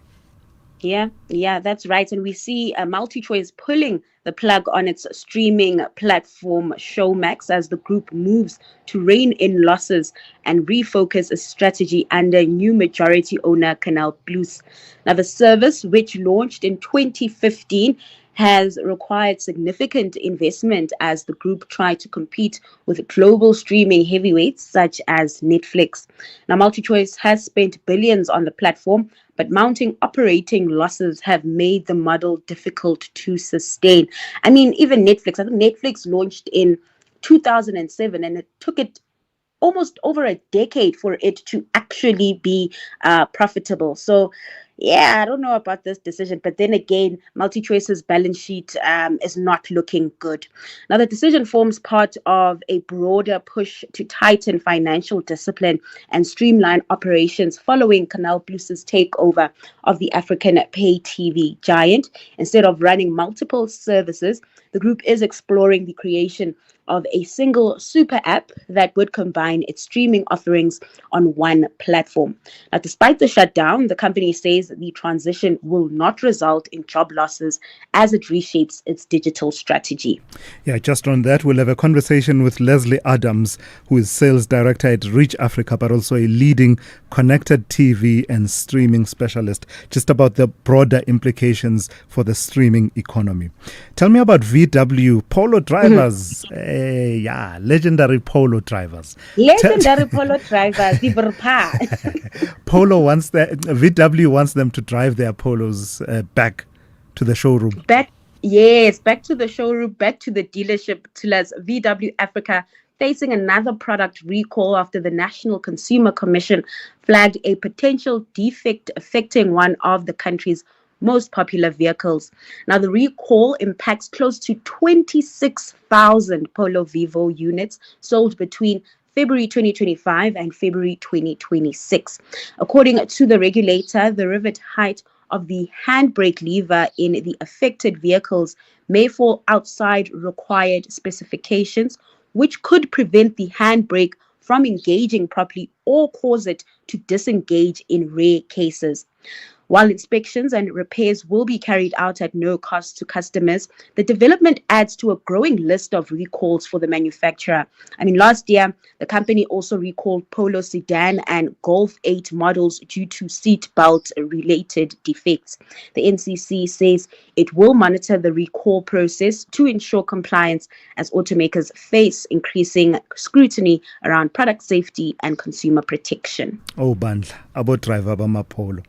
Lastly, Ndauling, market and update. in this rain, plus. About driver Bama Polo. Lastly, Ndauling, recap for us where we stand with the markets at this hour.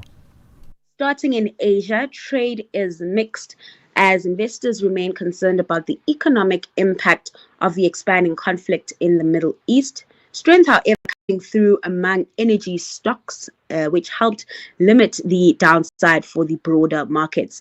Then over on Wall Street, futures are in the green. Focus in the US is on the labor market, with payrolls for February due today.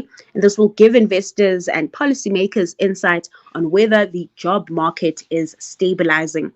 Coming back home, trade was mostly in negative territory yesterday as precious metal prices eased.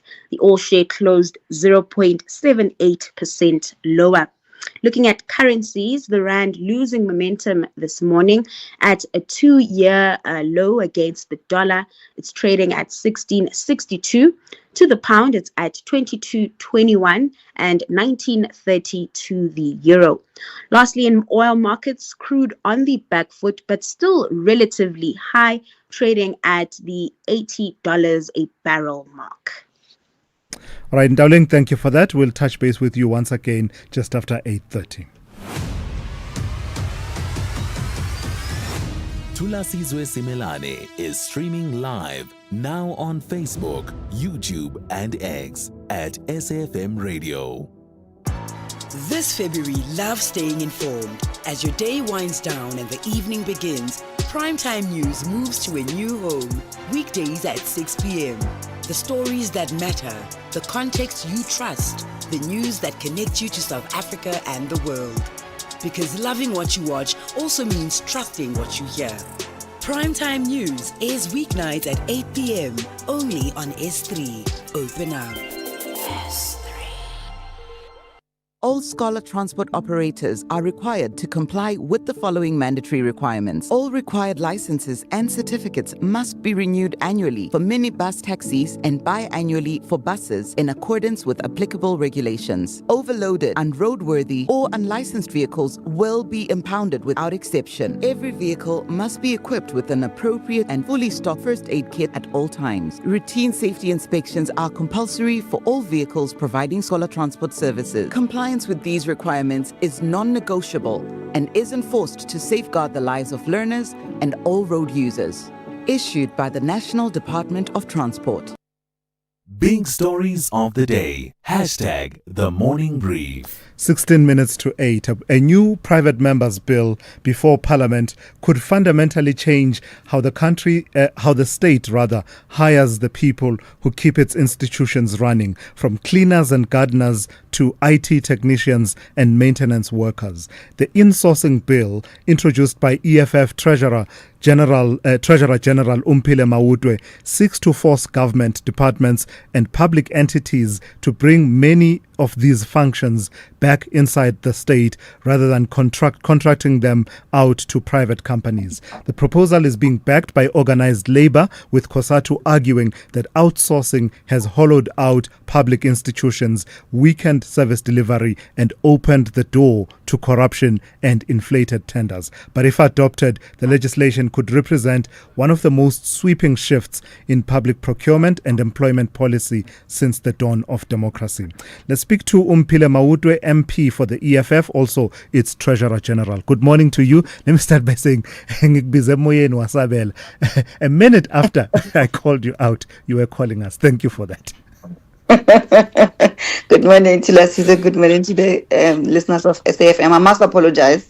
I was on newsroom at the time, Yeah, so sure. that it overlapped a bit. Apologies. Absolutely, no problem. So let's start with the insourcing bill reaching the Portfolio Committee on Public Service and Administration. How significant a step is this? I know that you've been engaged with this conversation, to the best of my recollection, a good 2 years or more.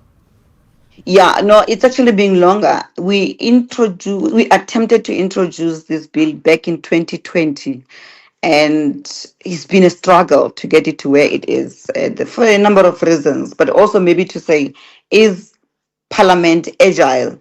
Is it acting in agility? And I mean, the voters can respond to that.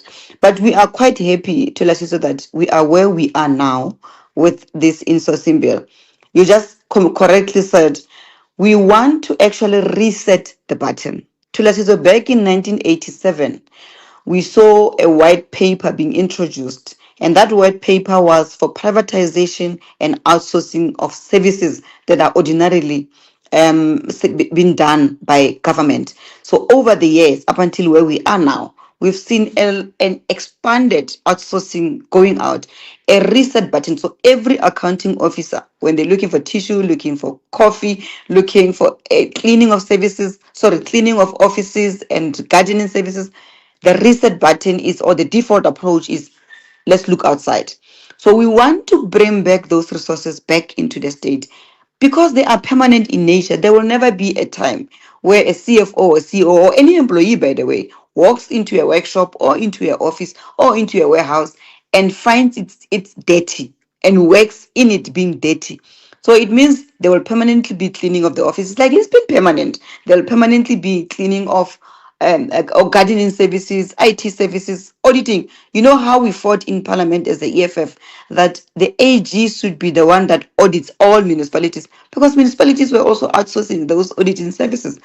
So at the moment, we are saying the piecemeal approach is not going to take us anywhere. I mean, we've got tanky projects that were rolled out. We see City of Johannesburg, we managed to insource security. Vet University, we managed to insource the cleaners. Yeah. Tiny, we managed to insource soundness. So we are saying this piecemeal approach will not work. Let's enact a law into place where it forces accounting officers to have a default approach of insourcing as opposed to outsourcing. Are we talking here, Ms. Mautwe, an insourcing of everything, every service that government can possibly need, or are there specific types of services that you are targeting? There are specific type of services, so it's not a blanket insourcing. I mean, there could be issues, for an example, where they're highly technical and the department says, look, we don't have these technical skills. What then are we doing with that? So it can be a blanket insourcing approach. However, we are saying in the long run, when the department has identified that it does not have these skills at the moment, and yet they will need these permanent skills. We're looking at permanent services that are being rendered on a permanent basis. We're not looking at ad hoc. You know, maybe the dam there has got a pipe that has burst, but that's once in 30 years. No, we're not looking at that. We're looking at services where it's on a daily and permanent basis that we are saying, but hang on, there will never be a time when the state does not need ambulances. So why are you outsourcing ambulances? There will never be a time where the state does not use laundry services for its linen in public hospitals. So why are you outsourcing this? There's never been a time where you don't need food in hospitals. So let's insource all these services that we know we're going to need. You know, we're making an example with Parliament itself. It's got outsourced services, the transport of members. Parliament is unable to transport its own members. It relies on a private sector to come. We're even saying, if we were to decide to stay for long in this meeting and finish around 12 p.m., 1 a.m., the service provider will tell us, no, I'm leaving at 8 o'clock. What does that mean then? It means then the speaker must be alerted and make means to transport her own members. So that's how bad it is. The state has really outsourced each and everything. We're saying let the default approach be insourcing. There'll be cases where it's too technical, we don't have the skills. And let's take for an example, Thulasizwe. The MEC of Gauteng was saying the Gautrain will now fall back into the state. That was a build, operate, transfer project, a typical of what we are saying, that if you have the skill and you need the services immediately, no problem. Let's have a BOT a program where the service provider comes, but then empower and skill your workforce such that at the end of the term, the employees are able to take this services forward. Let me tease out one last aspect with you. Why is this a conversation for this moment, given where we are in terms of the state's approach, being they call it fiscal consolidation, others call it austerity, and how that has decimated many of the services, and this whole approach that has been informed by a thinking that says the public service is bloated and you need to control the public sector wage bill. And given that premise, how much bipartisan across the aisle support do you expect with, interlocutors who think that way, who think that the civil service is bloated? You need to curb the public sector wage bill. Going forward on this bill, do you expect support given that kind of thinking in the state? So the outsourcing has come with a lot of corruption that has been raised throughout. I mean, even the AG herself says that in the 2023-2024 report, she says over 400 billion rands were recorded as irregular expenditure, and that's primarily on the procurement of outsourced services. So 400 billion. Thulasizwe, you and I, we always fight with the minister to say, Minister, your service debt to service ratio is very high. Your budget takes the bulk. When you look at your budget, the bulk of the money goes to servicing of the debt. That's not anywhere near the 400 billion that the AG is recording here. The AG says far much more than what the minister is paying in terms of servicing of the debt gets into irregular expenditure. And she further says over 10 billion rand goes into wasteful and fruitless expenditure. So that's the money part of it. Now, the question that why we bring it now, it's a conversation we've been having, as I say, from as back as 2020, because we've seen that the state has been weakened internally in terms of providing the services. There's over-reliance on private sector to deliver the services that could be ordinarily be done by the state. There's a rising tender corruption that is there, inflated costs. So tendering alone comes with its own problems. So when you look at the bloated government services, or rather employees, we would say that because currently it's not doing anything. There's no value for money because the employees in government are pushing paper. They are advertising tenders, they are adjudicating tenders, they are attempting to do contract management, which the AG says the state does not have that capacity to do contract management. And that's why you see that majority of these projects go beyond the time or go above the scope, or they deliver a substandard quality. So we are saying, let's have the state that is capable of delivering services and not relying on these contractors. And then our employees are being seen as just pushing paper. And then we say we've got a bloated public wage. Now, in terms of negotiating and lobbying other political parties, we have already lobbied the ANC. We sat with them, we presented to them before we went to the committee. And the ANC in principle says, hang on, this is actually the resolution of our last conference. It's been the resolution of other conferences, including the last one. And therefore we support. We've engaged MK. We're continuing with the engagement. We've already spoken to the DA. The DA says, no, we're not going to support you. We've spoken to Action SA. Action SA says, look, it's a thing that we can talk about. So we are going to each and every political party, lobbying them. All right. And rallying behind the bill. Yeah, I've got to thank you at this point. Thank you for that. That's Umphile Mautwe, Treasurer General of the Economic Freedom Fighters. SAFM, guiding you through the rush hour traffic. Good morning. Pretty desperate coming in from the southern parts of Joburg and going north this morning. A couple of examples of those are the N12 from Lenasia up to Golden Highway. That's heavy. The N1 from Deepcliff all the way through to Gordon Road, passing Soweto's heavy. Then Bayers Nordia around to the Winnie Mandela off-ramp. That's a heavy queue as well. As I thought, because the M1 north and south into Winnie Mandela is queuing up, I thought it might have been some traffic light issues And I can confirm now, lights on Winnie Mandela and Sloane are down. That's always the problem. When the highway backs up both ways heavily to get off at Winnie Mandela, it's very often traffic light related, and it's those lights at Sloane that are offline this morning. The N1 south from Brackfontein down to New Road is heavy. Also some crash scenes off the highway. Olifantsfontein at Lever coming from Blue Hills, and Olifantsfontein at Old Olifantsfontein coming in from Clayville. So disruptions both ways there. N14 north queuing up to Eupheus Road again. I think that's the traffic light problems at the Eupheus off-ramp that are causing those delays. Still got that breakdown going out of Durban to Pietermaritzburg just after the, or just around Ashburton, pretty central Ashburton, so queues into that single lane section. Breakdown before Gateway on the N2 routing north. That stays heavy. Queues back as far as Queen Nandi Drive. It's very slow this morning. Cape Town, N1, Plattekloof Hill down towards the Kuiper. Get a change, fairly busy. N7 north, terrible from Langa moving up to Epping. It's the roadworks that are changed up during the week at Viking Way that are having that big impact, and Viking Way both ways, either out from sort of the Pineland side or in from Elsie's River. Viking Way really heavy to try and get across that N7 congestion. With your traffic update, I'm Rob Byrne. This February, fall in love with the journey. No phones, no flights, just determination, connection, and the open road. From breathtaking landscapes to unexpected challenges. Race Across the World is back. Bigger, bolder, and more emotional than ever.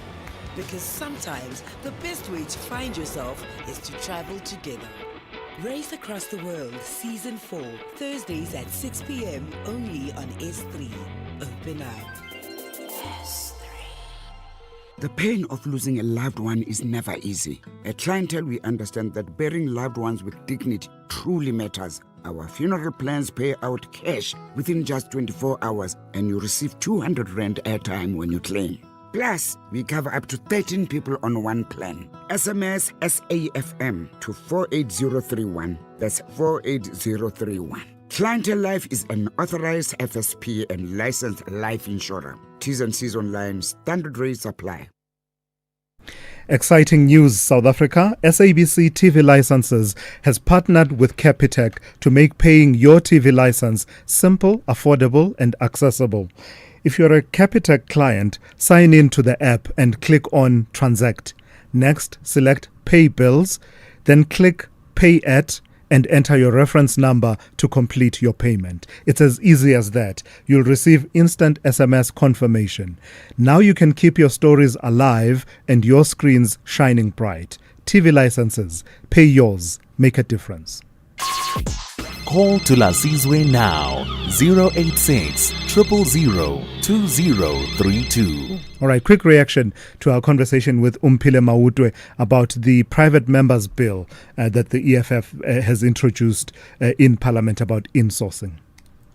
Good morning to Las Lukman, Cape Town. Excellent show as always. I'm fully behind the EFF. I'm no way a fan of the EFF. A fan of Julius. I think he's a great guy. Just this open borders thing is just, yeah. But fully behind them with this bill.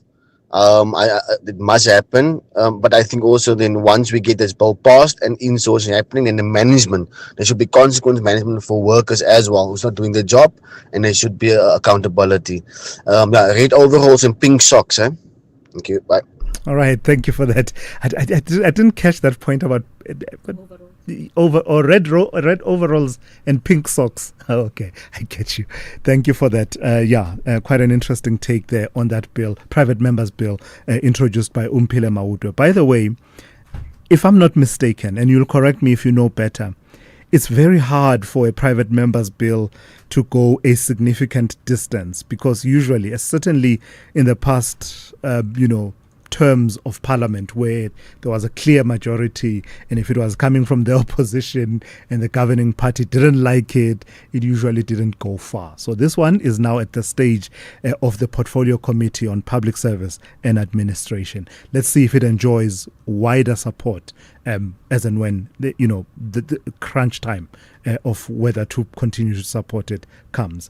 I hope I didn't stir a controversy about polo drivers. Let me hear what this person has to say. Morning to us and SAFM listeners. Temi Gosingoma in Cape Town in defense of the polo drivers. It's not our fault. It's the manufacturer's fault. But seems as if mine doesn't have an issue. Sent in my VIN number yesterday and got cleared. It was bought in August last year.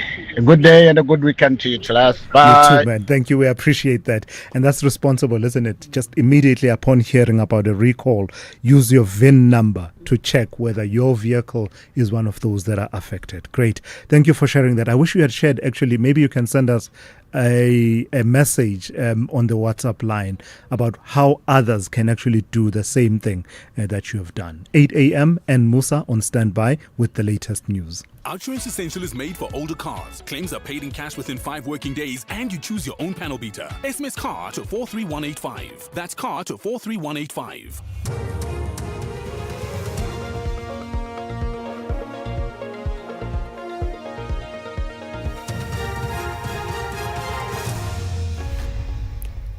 In our top stories, a legal victory for small-scale fishermen and Western Cape High Court rules on VAT rate. Good morning. The Minister of Forestry, Fisheries and the Environment, Willie Oukamp, has upheld an appeal for small-scale vessels to harvest in the traditional line fish sector. A total of 297 standard vessels, whose rights were revoked late last year, can now go back and continue fishing. Oukamp announced the outcomes of the appeals submitted by small-scale cooperatives in the traditional line fish and West Coast rock lobster sectors during a media briefing in Parliament. In 2008, the traditional linefish sector went to court. At that stage, there were 455 vessels that was approved. The traditional linefish sector went to the court and they said, we are not having enough. You must look after us better. And the court, the Equality Court, said, you are right. And they gave an instruction to the department to look into how many more licenses could be issued. And at that stage, an addition of 297 licenses were issued. Section 7 of the Value Added Tax Act that allows the Minister of Finance to change the VAT rate has been ruled unconstitutional and invalid in the Western Cape High Court.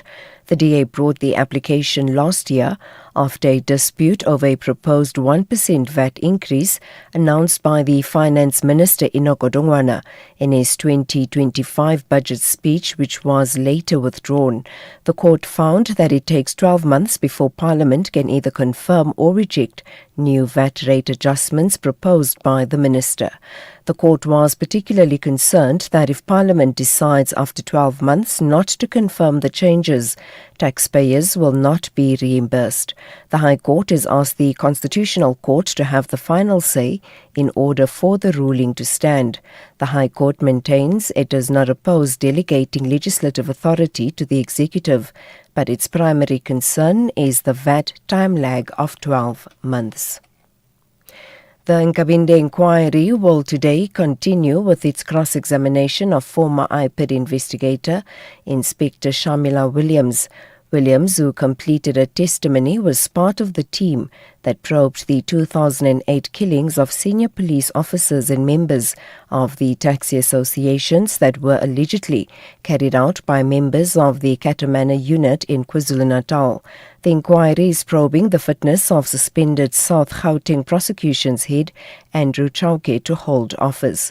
Yesterday, Williams accused the IPID executive and the NPA of failing the victims of the Katamana police unit.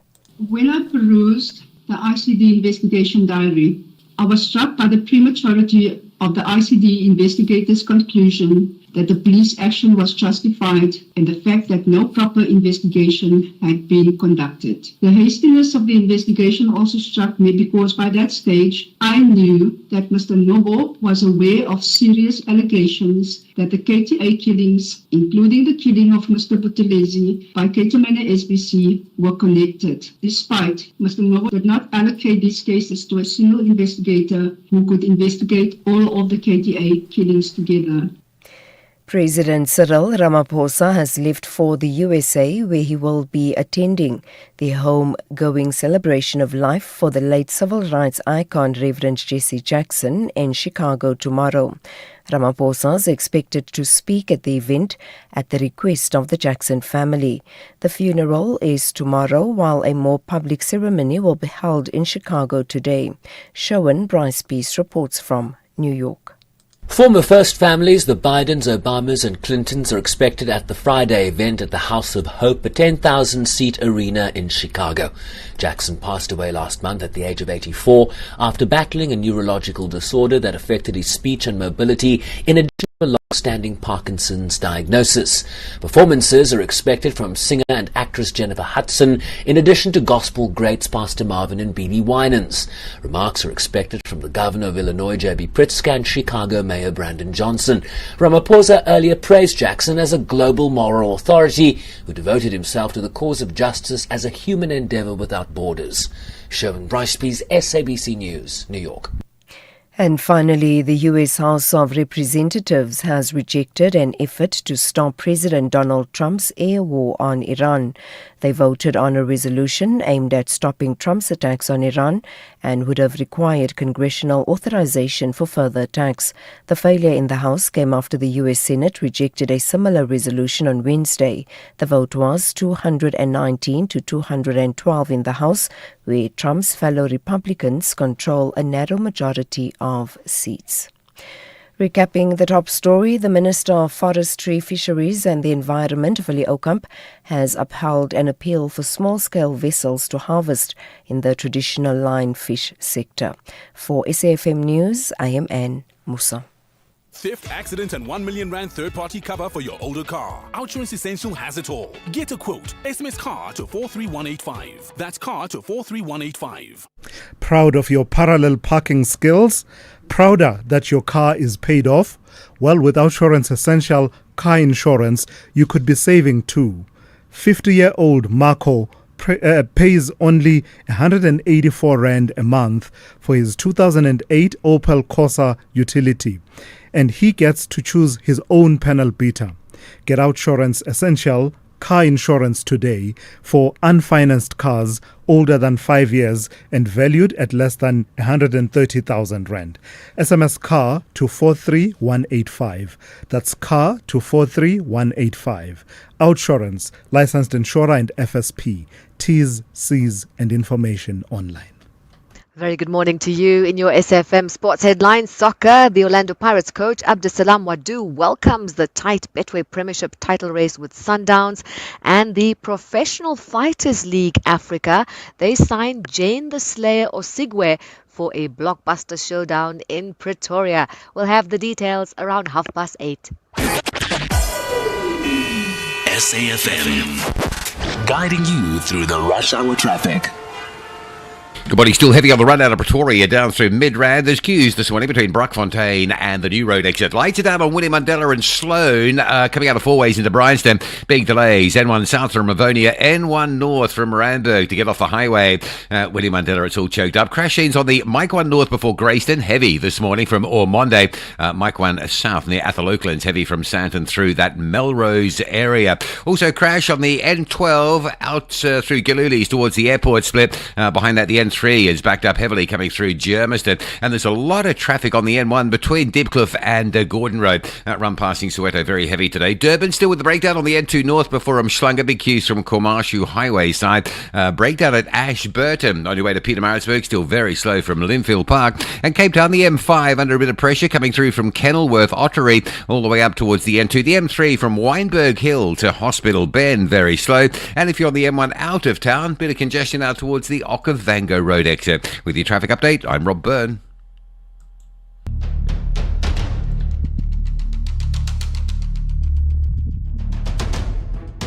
The Morning Brief with Thulasizwe Simelane. Weekdays, Monday to Friday, 6 to 9 a.m.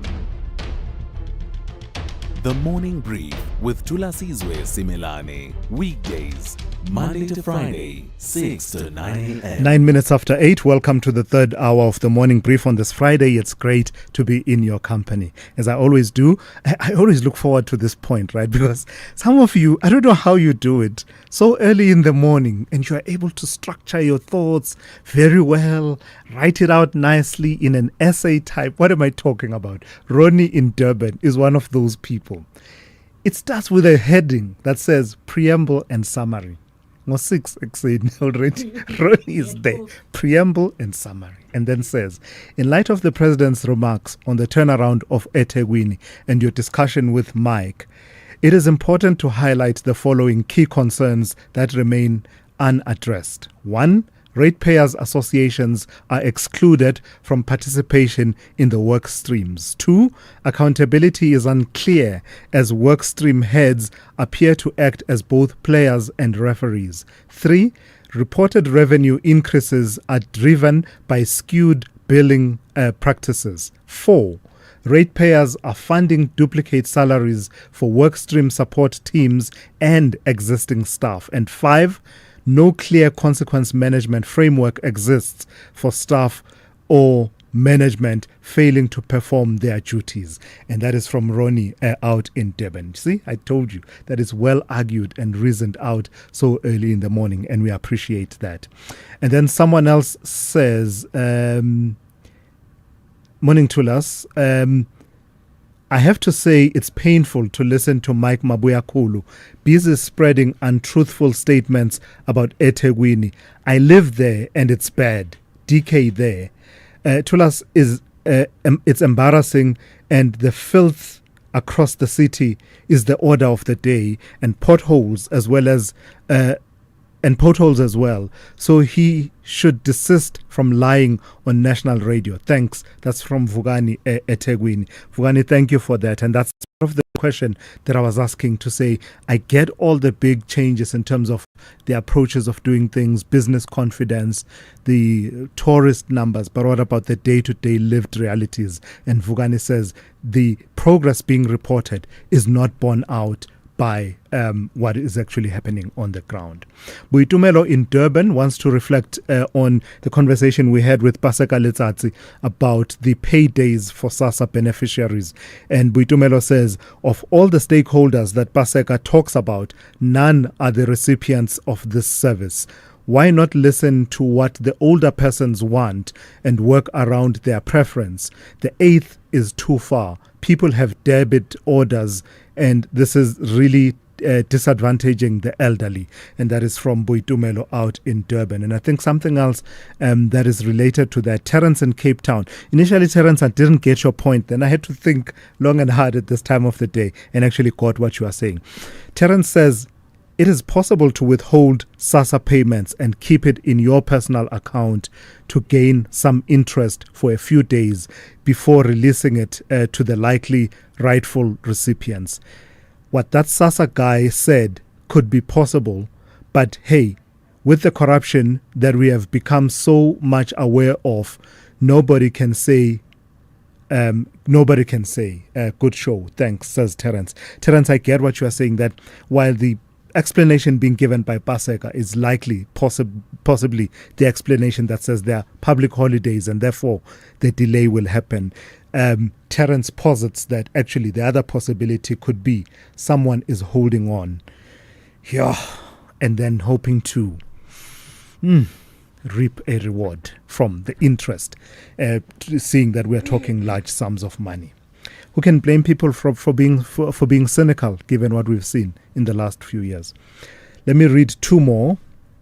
Sherwin in Durban says, although we welcome the conviction of small fish, Vincent Smith, how about we convict the big sharks who allowed over 50 billion rand to be looted? That's a question from Sherwin. Lastly, Felix in Midrand says, if Thuli Madonsela had her way with the terms of reference, Vincent's conviction wouldn't have happened. While we still have none of the initially targeted individuals convicted, with the Guptas having won all their cases, civil and criminal, we wouldn't have known about Andile's, that's Andile Ramaphosa's suppressed dealings with Bosasa. I assume that's Andile Ramaphosa. Andile's dealings with Bosasa, nor about Godwa's underhandedly gotten squashed by Batohi, as she did with the Cato Manor and the SARS rogue unit ones, when there is clear prima facie evidence that must still be adduced in court. Felix in Midrand. Thank you for that, Felix. You talk to the issues about the terms of reference. The then public protector, you rightly point out that she had a specific scope of work that she wanted to be covered by the inquiry that was to be established by the president, then President Jacob Zuma. But the terms of reference went wider. And I have to agree with you that had we stuck with the original terms of reference, for better or worse, we wouldn't know some of the things that you talk to. Absolutely. And also I share your sentiment that we need to revisit what is coming out of the Nkabinde inquiry around the Cato Manor situation. My goodness, a lot of evidence is being led there that is starting to question a lot of what we thought we knew about that story. We will come back to it, actually. I hope we can, in the coming days, next week, cover the Nkabinde inquiry, specifically what has been coming out and how it's calling into question what we thought we knew about the Cato Manor allegations. Your calls 086 000 2032, 086 000 2032. Your WhatsApp voice notes 0614 104 107. Let's get into it. The third hour of the morning brief. Every day, Rand Water's underground pipelines run through servitudes across the country, carrying millions of litres of water to our communities.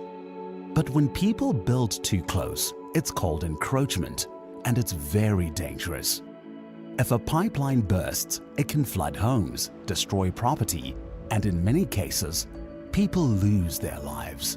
That's why Rand Water marks its servitudes with blue and white beacons, a clear warning to stay clear and safe. When we protect Rand Water's servitudes, we protect our communities too. Rand Water, finding new ways. This February, fall in love with friendships that feel like family. Old bonds, new beginnings, and chapters that remind us why love, in all its forms, matters. The story comes full circle in The Best Man, the final chapters, where love, loyalty, and life collide one last time. Because some stories stay with you long after the final scene. The Best Man, the final chapters, weeknights 7 p.m. only on S3 of the Love. SAFM, in partnership with Symphony by the Water, taking place on the 7th of March at Midmadam, is giving away 15 double tickets to see an incredible lineup of South African artists supported by the KZN Philharmonic Orchestra. To win tickets, send a WhatsApp voice note to 0614 104 107, telling us which artists will be performing on the day and sing a line from one of their songs. Winners must be based in KwaZulu-Natal and must be able to get themselves to the venue. Terms and conditions apply.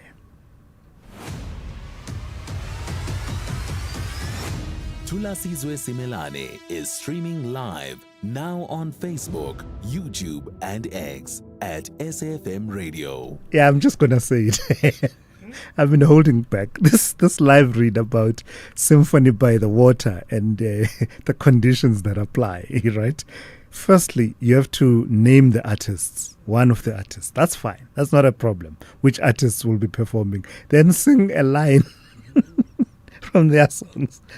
Already that rules out a whole lot of us who can't sing to save our lives. So I'm already questioning that. Secondly, winners must be based in KwaZulu-Natal. What if I'm not based in KwaZulu-Natal, but I know that on the day, on the 7th of March, I will be there? Hey, yeah, the lawyer in me is questioning some of this discrimination against the otherwise vocally Vocally challenged, says Zalma. Anyway, let's move on to other stories. Let's talk about what's happening within the entertainment industry and the announcement yesterday about the plight of Showmax. If I can locate myself in my script in a moment, I'll tell you about it. There was an announcement that came through. Showmax, once positioned as the centerpiece of MultiChoice's digital future, is being discontinued in this country after its new parent company, Canal Plus, concluded the streaming platform's heavy losses were no longer sustainable. MultiChoice says the decision follows a comprehensive review of its streaming operations, with Showmax unable to justify the billions invested in technology, marketing and content. The French broadcaster now plans to replace it with its own large-scale streaming platform as part of a strategy focused on financial discipline and long-term competitiveness in the continent's entertainment market. Let's try and make sense of this and other moves within the streaming and digital entertainment sectors. Leslie Adams is sales director at Reach Africa, also a leading connected TV, CTV, and streaming specialist. Leslie, good morning and thank you for your time. Let's start with the Showmax decision. Were you surprised by it? Good morning. Surprised, no, but I will say shocked that it had moved so quickly. What's the context for that? For you not being surprised but shocked at the speed at which it happened? Look, Canal Plus has been very clear that cost saving is going to be part of their strategy. In their most recent announcement, they have said, look, they will realize savings around 400 million, and they have specifically noted Showmax as not being a commercial success. So therefore, it is the simple deduction that it's a loss-making business. It's been running for 11 years.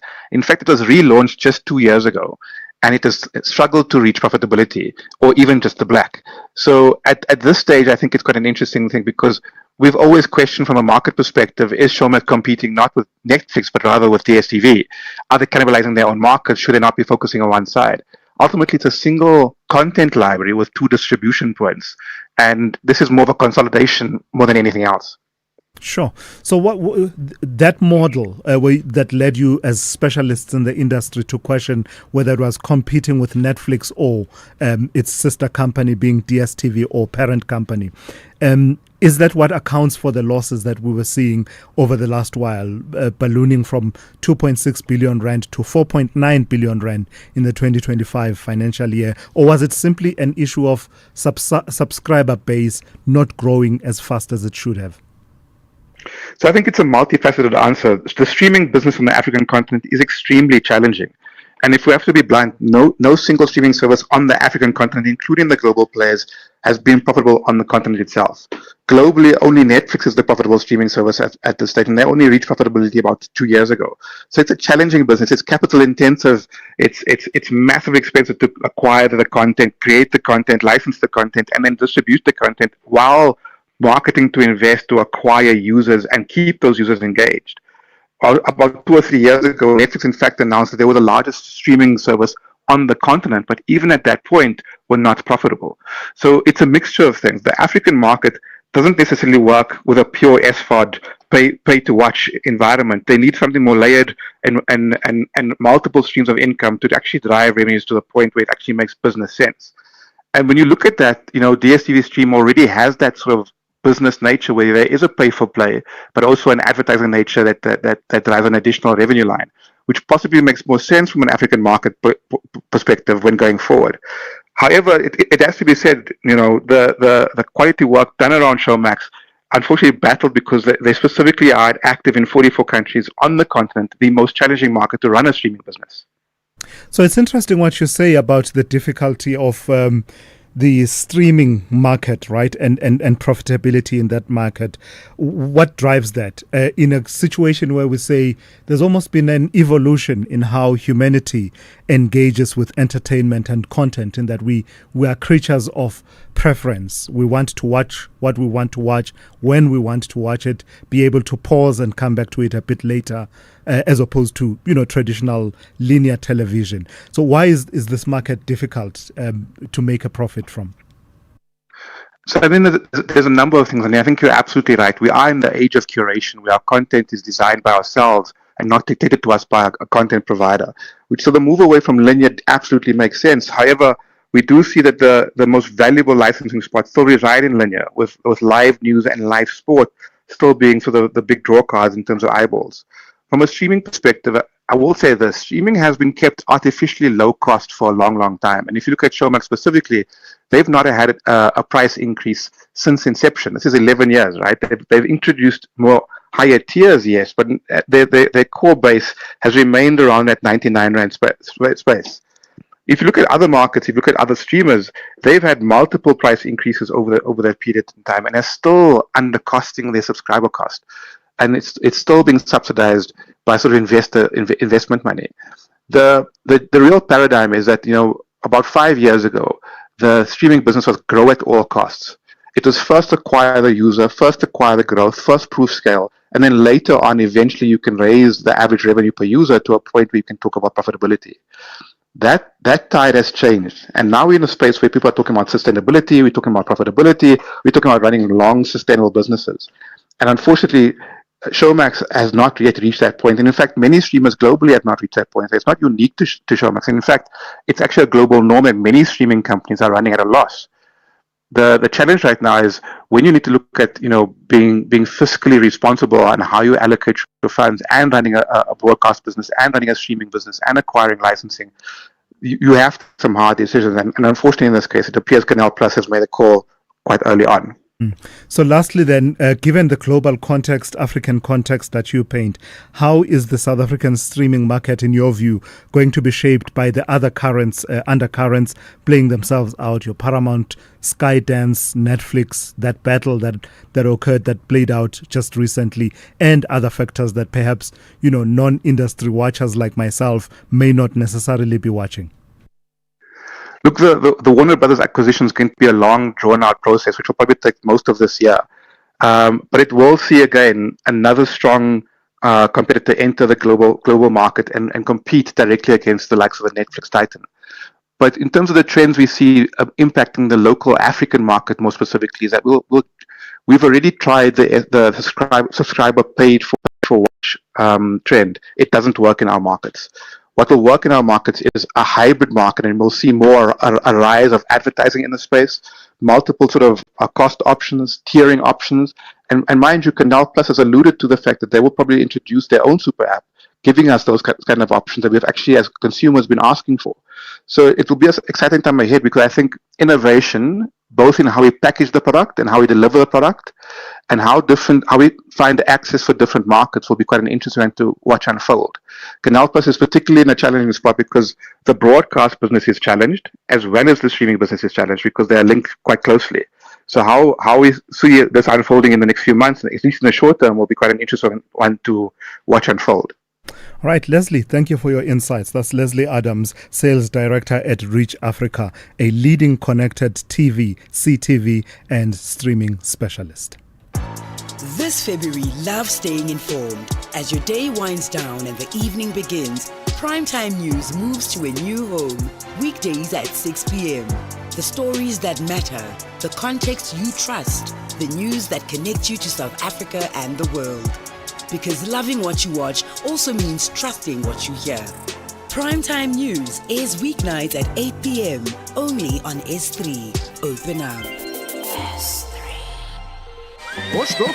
Why is there a horse in your driveway? You ride savvy. Why drive a Mustang when you can ride one? What the missus say? Well, she had a bit of a long face, but now she's stable. If you need a backup plan, We Buy Cars can sort you out. Nah, savvy. This thing is eco-chic. Stop horsing around, cowboy. Rather get one of these from We Buy Cars. What's the horsepower on that thing? More than one, Doff. More than one. Don't be Doff, be savvy. We Buy Cars, geared for adventure, geared for you. Call Thulasizwe now, 086 000 2032. All right, let me take some of your voice notes now. Someone wants to talk about, is it Nyanga taxi rank? Good morning, Bratulas. So many taxis banned last night in Nyanga terminus or Nyanga taxi rank. Where was the security? Why are they not employing security to be there 24/7? Sure. All right, Mbongo Sundisa, thank you for that. It's that signature deep voice from Mbongo, and thank you for flagging that story about the minibus taxis that burnt out in Nyanga, a story that I believe will be followed through here on SAFM throughout the day. Let me take this one. Morning, Tulas. It's Chris and Kambatan. You know, we really do not need a new law to promote insourcing. We already have too many laws that are dealing with insourcing. What we need is institutional capacity as well as policy to promote insourcing. We do not need to give another law that's confusing the frontline staff in terms of what they need to do. This is what we tend to do as South Africans, and that cripples those who are supposed to deliver. Thanks. All right, Chris, thank you for that. I get the point you're making that what's needed is not another law. I wonder, though, Chris, is it in terms of insourcing? Yeah, I suppose you're right. There's no law that says you have to outsource. You wouldn't be breaking the law if you decided to say, I'm going to hire security guards as opposed to give a tender. Would you? I don't know. There's that provision in the Constitution about procuring services in a fair, competitive, and cost-effective manner. But I wonder if, has it become part of tradition traced back to the latter parts of the 80s into the 90s? Or is there something that blocks governments? I wonder. I'd never approached it from that angle, Chris. Thank you for that. Let's go to Ann Musa on standby with the latest news headlines. Good morning. Thanks to us. In the headlines, Labour Union COSATU has welcomed the 7-year prison sentence handed down to former ANC MP Vincent Smith. COSATU says this sends a strong message to other MPs currently serving in government. The Minister of Forestry, Fisheries and the Environment, Willie Oukamp, has upheld an appeal for small-scale vessels to harvest in the traditional linefish sector. A total of 297 standard vessels, whose rights were revoked late last year, can now go back and continue fishing. And 9 vehicles have been destroyed in a fire at the Nyanga taxi rank on the Cape Flats. The incident occurred in the early hours of this morning. I'll have details on these and other stories at 9. SAFM, guiding you through the rush hour traffic. It's been one of the busiest Fridays this year so far into Joburg and around the region. Very heavy backlogs. Give you an idea of that. The N1 North, Soweto through Maritzburg up to Gordon Road, jam-packed. The N1 then from Bayers, Nordier to Willie Mandela. The N1 South from Buccleuch to Willie Mandela. Both ways absolutely jam-packed. The lights are off as you come off at the Willie Mandela Bridge down to Sloane Street. So all sort of chaos around four ways this morning. Mike 1 North, a crash at Greyston. That's heavy going up from Boyson. Southbound, a crash at Melrose. So delays from Sandton on your way to Joburg. Also the N3 from Elan's Interchange, Germiston, right through to Galuli's. Got roadworks at Heldon Ace. You've got a breakdown as you get into Galuli's onto the airport highway. And the N1 South, that crash at Oliphants Fontaine, still there, slow from Samram. The N1 North in Pretoria starting to backlog towards Gasfontein Road territory. If you're out of Durban, on your way to Pietermaritzburg, there's a backlog of traffic into a stationary vehicle now just past Market Road. The early one at Ashburton's cleared, but all that backlog now running into a secondary vehicle. A crash on the M4 North in the Virginia Airport, delaying you towards Umhlanga, and a breakdown before Umhlanga, causing a big delay up that N2 from Queen Nundy Drive side. Cape Town, a little bit easier than you might be expecting. The N2 inbound, though, slow from Bunga Avenue, and that N7, Jakes Curville northbound, queuing up into roadworks at Viking Way. With your traffic update, I'm Rob Byrne. This is SAFM Sport with Zai Khan. Zai, good morning to you once again. So the contest is quite tight at the top of the Betway Premiership. It's what I've said before in Siswati. 1 minute you're looking at Sundowns, the next minute it's Orlando Pirates. Oh, yes, Tulas, yes. Exactly what you said, okay. It's Pirates and Sundowns. Same geek. Same geek.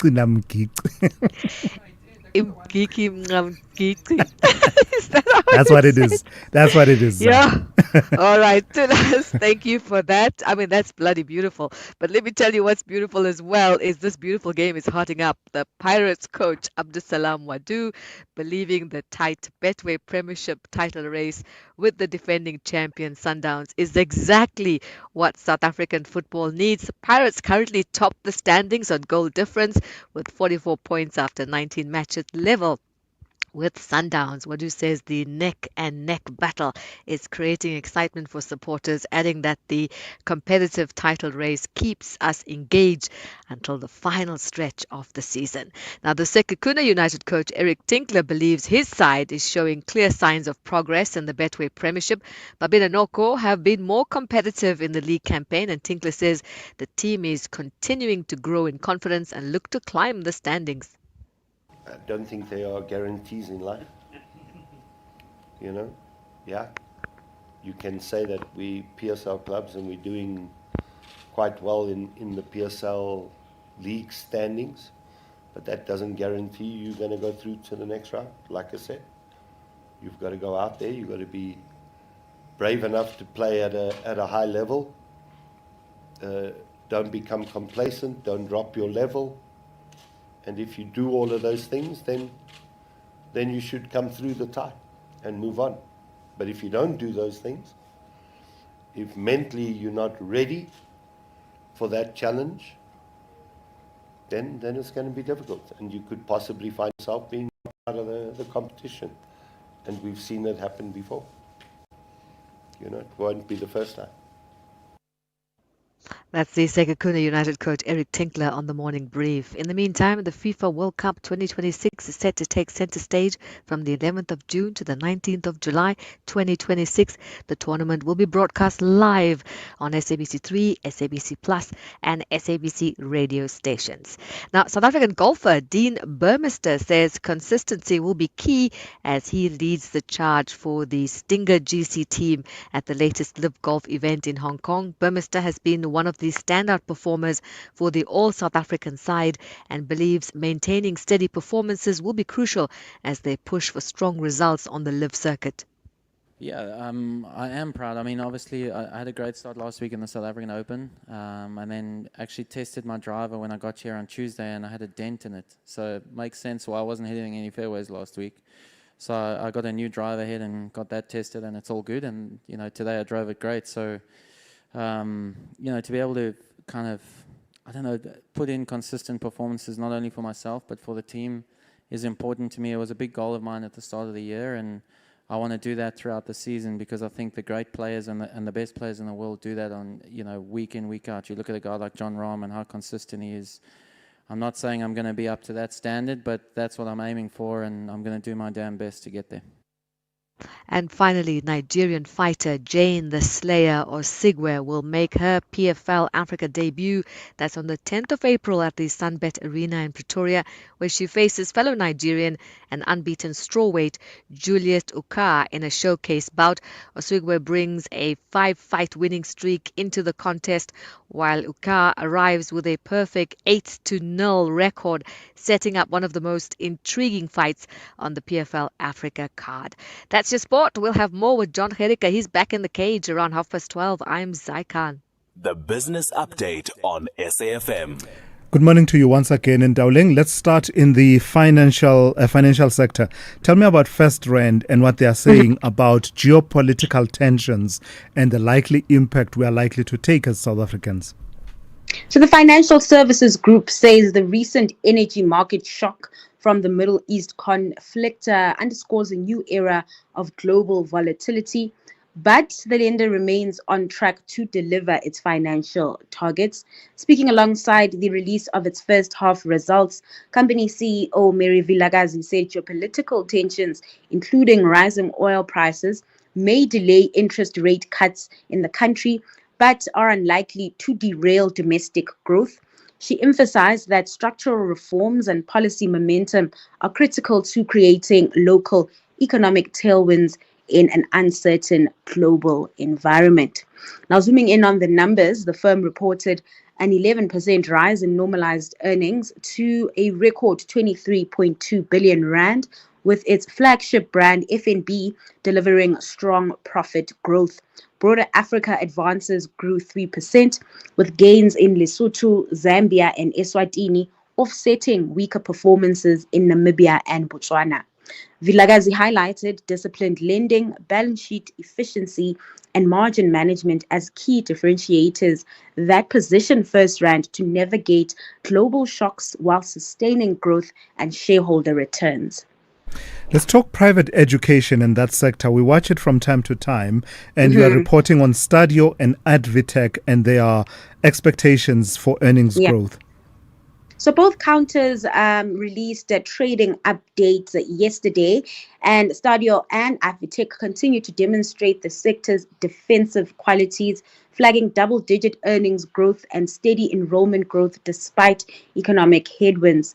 Now, Stadio, which was spun off from Curo and operates only in the tertiary space, expects full-year earnings to rise by up to 27.3%, supported by strong demand across contact and distance learning programs. Advitech, in the meantime, which operates across the board from pre-primary all the way to higher learning institutions, expects full-year profits to increase between 14 and 19%. Growth there is being driven by steady enrollments, disciplined cost management, and capacity expansion across its private schools and tertiary institutions. Now, recent developments include new mega campuses in Sandton, Nelson Mandela Bay, and Durban, alongside plans to seek university status for its Emirates brand. Lastly, Ndauling, having told us everything you've told us, what scene does it set for the markets on this Friday? Well, volatility remains the name of the game, and judging from global equity markets as well as precious metal prices this morning, the JSE is in for a choppy start. Earnings season, in the meantime, is in full swing, and today we get numbers from Grindrod and African Rainbow Minerals. So lots to digest at the open. Meanwhile, in currency markets, the rand is on the back foot this hour at 16.60 to the dollar, 22.18 to the pound, and 19.27 to the euro. This as risk assets get punished as conflict in the Middle East escalates. Those tensions keeping crude steady. It is trading at $80 a barrel this morning. And then back to equities. Stocks in Asia are on track to close mostly in the green. Uncertainty remains, of course, as investors eye developments between the US and Iran. And lastly, stateside futures are in positive territory. The labor market is in focus on that front as we await the big non-farm payrolls print out later today. All right, Ndauling, thank you for this week. Let's do it again next week. Ndauling Lechela, having kept you updated on business, economics, and the markets. Always right on the money. Ndauling. This February, fall in love with friendships that feel like family. Old bonds, new beginnings, and chapters that remind us why love, in all its forms, matters. The story comes full circle in The Best Man, the final chapters, where love, loyalty, and life collide one last time. Because some stories stay with you long after the final scene. The Best Man, the final chapters, weeknights 7 p.m. only on S3, Beloved. S3. Neighbor to neighbor, show me this one is for you. If you didn't replace your Sasa Gold card before, your 10 is coming. From around April, you can replace it with the Postbank Black Card. It's simple. Bring your ID and visit a Postbank replacement site near you. For general questions, call Postbank Customer Care on 0800 53 54 55. To find active replacement sites, dial *120 *355 #. Postbank will never ask for your PIN. Terms and conditions apply. Oh, I'm so tired. There's nothing on the TV. Fanas, girls, let's take a break. We are going to a one-day. Take a break with us. Get your one-day cup domestic cricket 50 over game ticket at www.cricket.co.za. Wozana with It's Family Time. Thulasizwe Simelane on the Morning Brief. Weekdays, Monday to Friday, 6 to 9 a.m. Before we go, let's give you this story. That's a glimmer of hope, right, in an area of national life that we are concerned about, the education sector. The country faces a persistent shortage of qualified STEM teachers, that's science, technology, engineering, and mathematics teachers, particularly in under-resourced and rural schools. Well, there's a program called Teach South Africa, which bridges this gap by placing high-caliber graduates in classrooms, offering intensive training and supporting them through structured career pathways. Over the past 18 years, the organization says it has placed over 800. They are called Teach Ambassadors, impacting the lives of more than 2 million learners and achieving a 60% plus retention rate for its ambassadors. Let's speak to Ntabiseng Shongwe, who is head of partnerships at Teach South Africa. Good morning to you and thank you for your time. How does what you do, in fact, tell us what you do as Teach South Africa and how it plugs in the gap that we have identified in the education system. Good morning, Dumelang, Sanbonani, Absheni, Khoemora, to you, Thulasizwe, and your listeners. Thank you for having us as Teach South Africa. It is interesting that you've opened up with a discussion on hope, because I think when we want to talk about Teach South Africa, there's something, in a quote I've been listening to lately, it's by James Baldwin that says, "You cannot tell the children there is no hope." And in a situation where we're dealing with the challenges we're facing in education, Teachers' mission is to inspire young individuals to feel like they can take up the charge of their lives, that they can overcome difficult circumstances and situations. With regards to a narrative that persists, not only in our country, but in many countries across the world, that maths is difficult, that numbers are hard. And for that narrative to persist, it says that it's insurmountable. And what that tends to happen is that we have individuals who are uninspired, who are moving away, choosing maths literacy, and we are essentially in a position where we find ourselves that we have to find young ambassadors, young teachers to go into these classrooms and resolve the situation. So Teach South Africa in the last 18 years, as you've mentioned, goes around the country and speaks to graduates. But what we say in terms of an ambassador is that they self-select. Ambassadors are individuals who have chosen to teach. An astrophysicist, a mathematician, a statistician who says that I want to do something and I want to make a difference. And I think that also is the difference with the teacher ambassador in the classroom. It's somebody who wants to be there. It's somebody who wants to take their skills and their passions and say that I can play a role and play a hand in making a difference. And those are the statistics you see with the retention rates that you've just mentioned. But that's what we've been doing. What are the mechanics of it? How exactly do you do that? Is it in partnership with the Department of Basic Education, or is it supplementary to the work that they do? It is in partnership with the Department of Education, and thankfully we've had a very fruitful relationship with them over the last 18 years. So initially, you will know that Teach South Africa is one of those auxiliary organizations that supports teacher delivery and implementation of those kinds of skills. So in partnership with the department, we then are given places in the various schools, quintile 1 schools. So your quintile 1 schools being those that are most under-resourced or challenged in our schools and our environments. And with them, we go into those schools and are given a 2-year teaching period to be able to deliver in STEM subjects.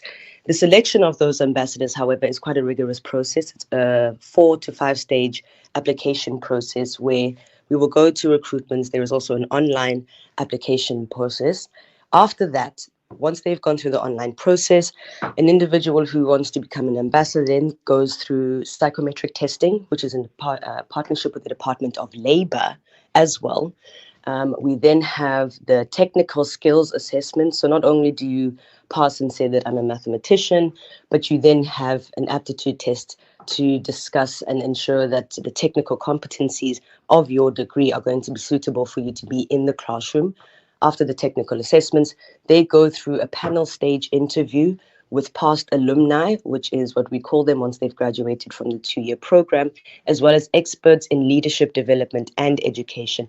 Only thereafter do they get to the actual training academy, which is a 2-week induction program that we call the Academy Induction Program, where they're given the pedagogical knowledge, leadership components, as well as financial literacy, mental well-being, to be able to be the ambassadors in the classroom that we send them out to be once they're placed. With the manifestations of the unemployment situation in our country and just how pronounced youth unemployment is, and also the element of graduate unemployment also coming into play. I don't imagine that you have a shortage of people subscribing, of course, and raising their hands and saying, I'm willing and able to take part in this. Just talk to me about that, resolving that situation while also responding to the educational situation, the multi-pronged crises that you are perhaps responding to with the work that you do. Indeed, yes. So we do have many people raising up their hands, as you can imagine. And while we are taking over anywhere between 600 applications to over 1,200, depending on the year, we unfortunately are only able to place when we are given spaces within those schools. So it is one of those situations where we do keep a log of individuals who are in the recruitment process. But when we get to what looks like placement, part of what we seek to ensure is a whole-rounded individual, such that the retention rates that you're speaking about are provisions that have either been created because of the progress that is made in those subjects. So if you are aware that some of the success metrics for schools look to see if provisions can be made to increase resources so that positions and posts can be made. So if a school is able to perform or receive certain marks at the end of a year, they may receive resources and provisions to be able to place increase the number of placements of teachers. And so it is also our hope that in supporting the network of already very hardworking teachers in those communities, the schools, the principals, and the network that we find ourselves placed into, we then are able to contribute to those resources being increased so that posts can be opened up. And then our ambassadors become part of that body that then gets retained. The second part. Oh, sorry. Yes. Please conclude. Yeah. Oh, yes. No. So the second part is because we do, we work with wonderful partners and funders. Part of the leadership to skills development component means that those who do not remain in teaching in that 60% retention rate actually go on, many of them return to corporate. And some of them also start their own businesses. So in the last 18 years, what we've then been able to see is we now have our own ambassadors who've become teachers, who are now functioning themselves as heads of department. They also have gone into corporate and are now themselves heads of CSI programs over the longevity. So that is part of the holistic development training that we ensure they are individuals who are given the most to succeed in the challenging work environment. All right, I've got to thank you for your time this morning and giving us hope. That's Nthabiseng Shongwe, Head of Partnerships at Teach South Africa. SAFM. Guiding you through the rush hour traffic. Just a reminder, it's really heavily backed up this morning, and particularly for a Friday, but it's bad any time, given what we're looking at this morning. On the run on the M1 highway, northern parts of Joburg down to Winnie Mandela. Southbound from Rivonia, you'll just be stuck in all lanes down to the Winnie Mandela off-ramp.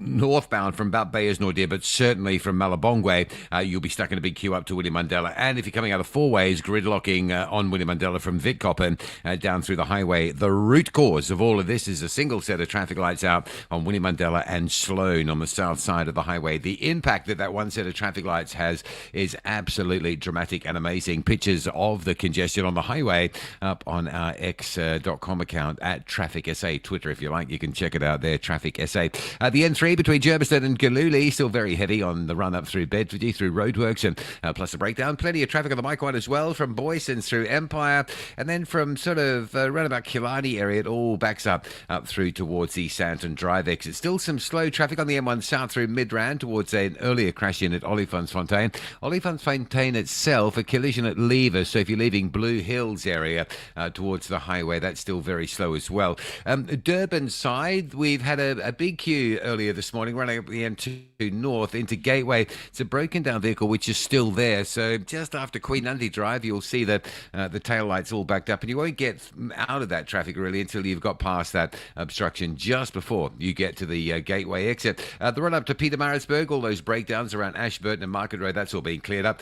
Cape Town, a fairly normal condition for a Friday, despite a bit of mist and some poor visibility around the city. The N1 inbound slow, but only really from about Century City. The N2 slow from about Langa, but a lot better than normal. And the N7 Jakes Kerville Drive likely to stay bad all day today. The roadworks have changed up earlier this week at Viking Way, so between Viking Way and the sort of casino off ramp, you will hit some delays moving up from Epping into Goodwood to it, as I say, pretty much all day till about 7 p.m. tonight. Rob Byrne, SAFM Traffic.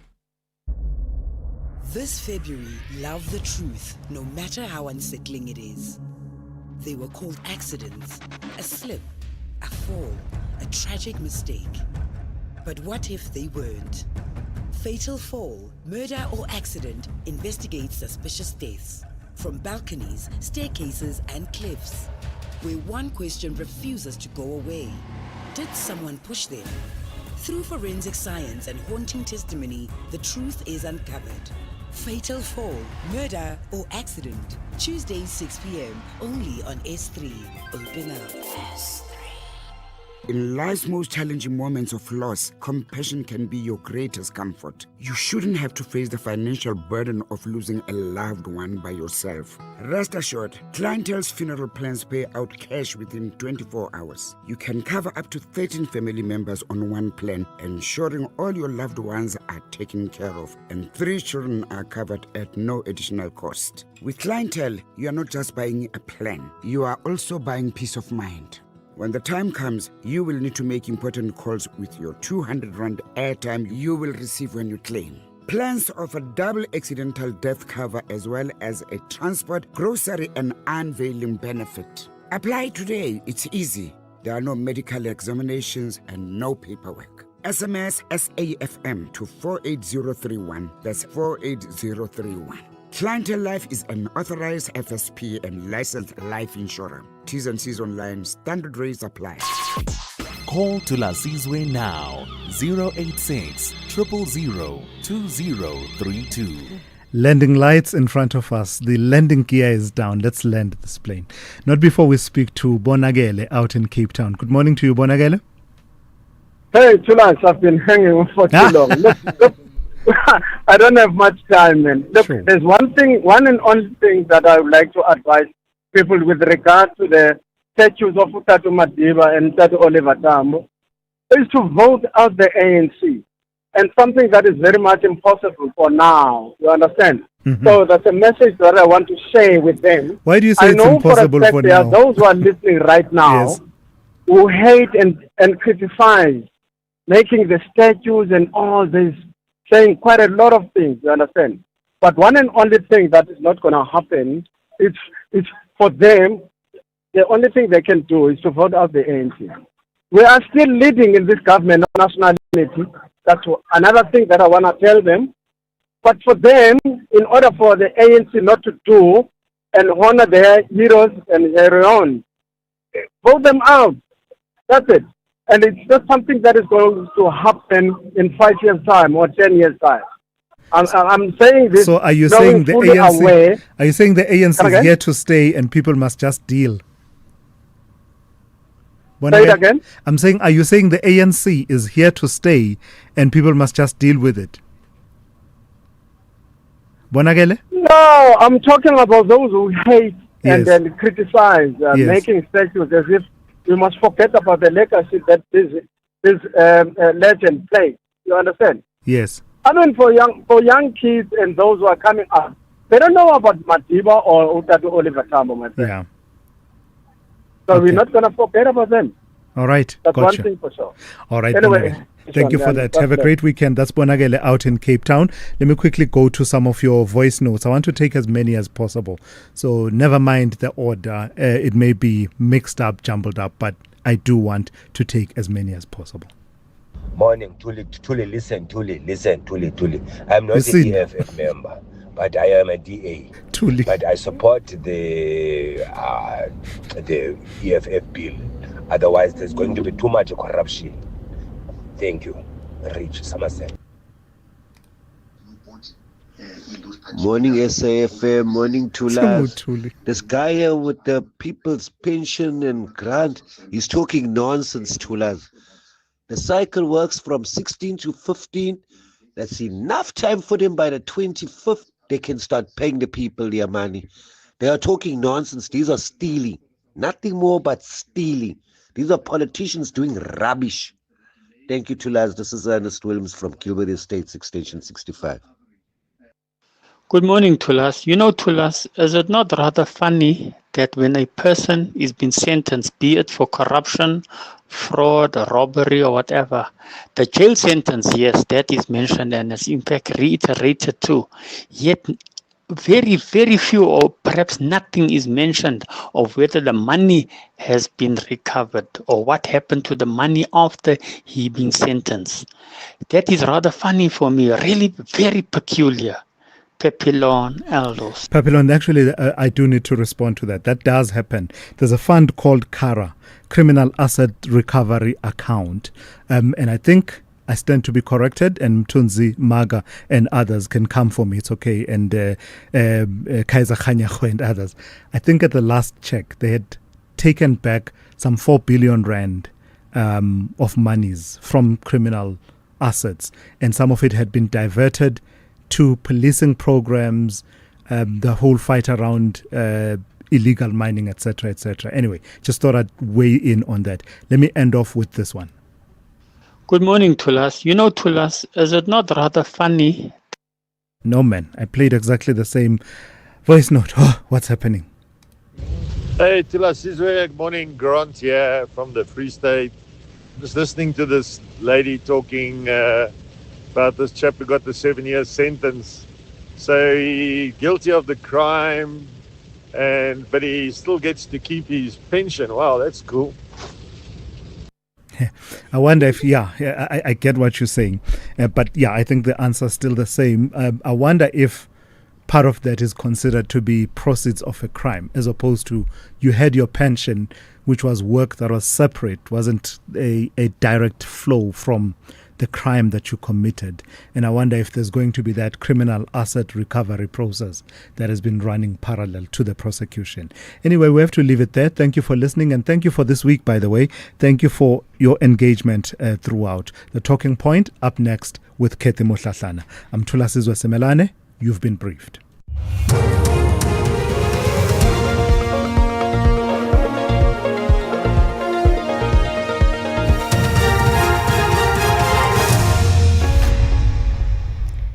In our top stories, a fatal fire in Delft claimed 4 lives, and Kusatu welcomes sentencing of former ANC MP.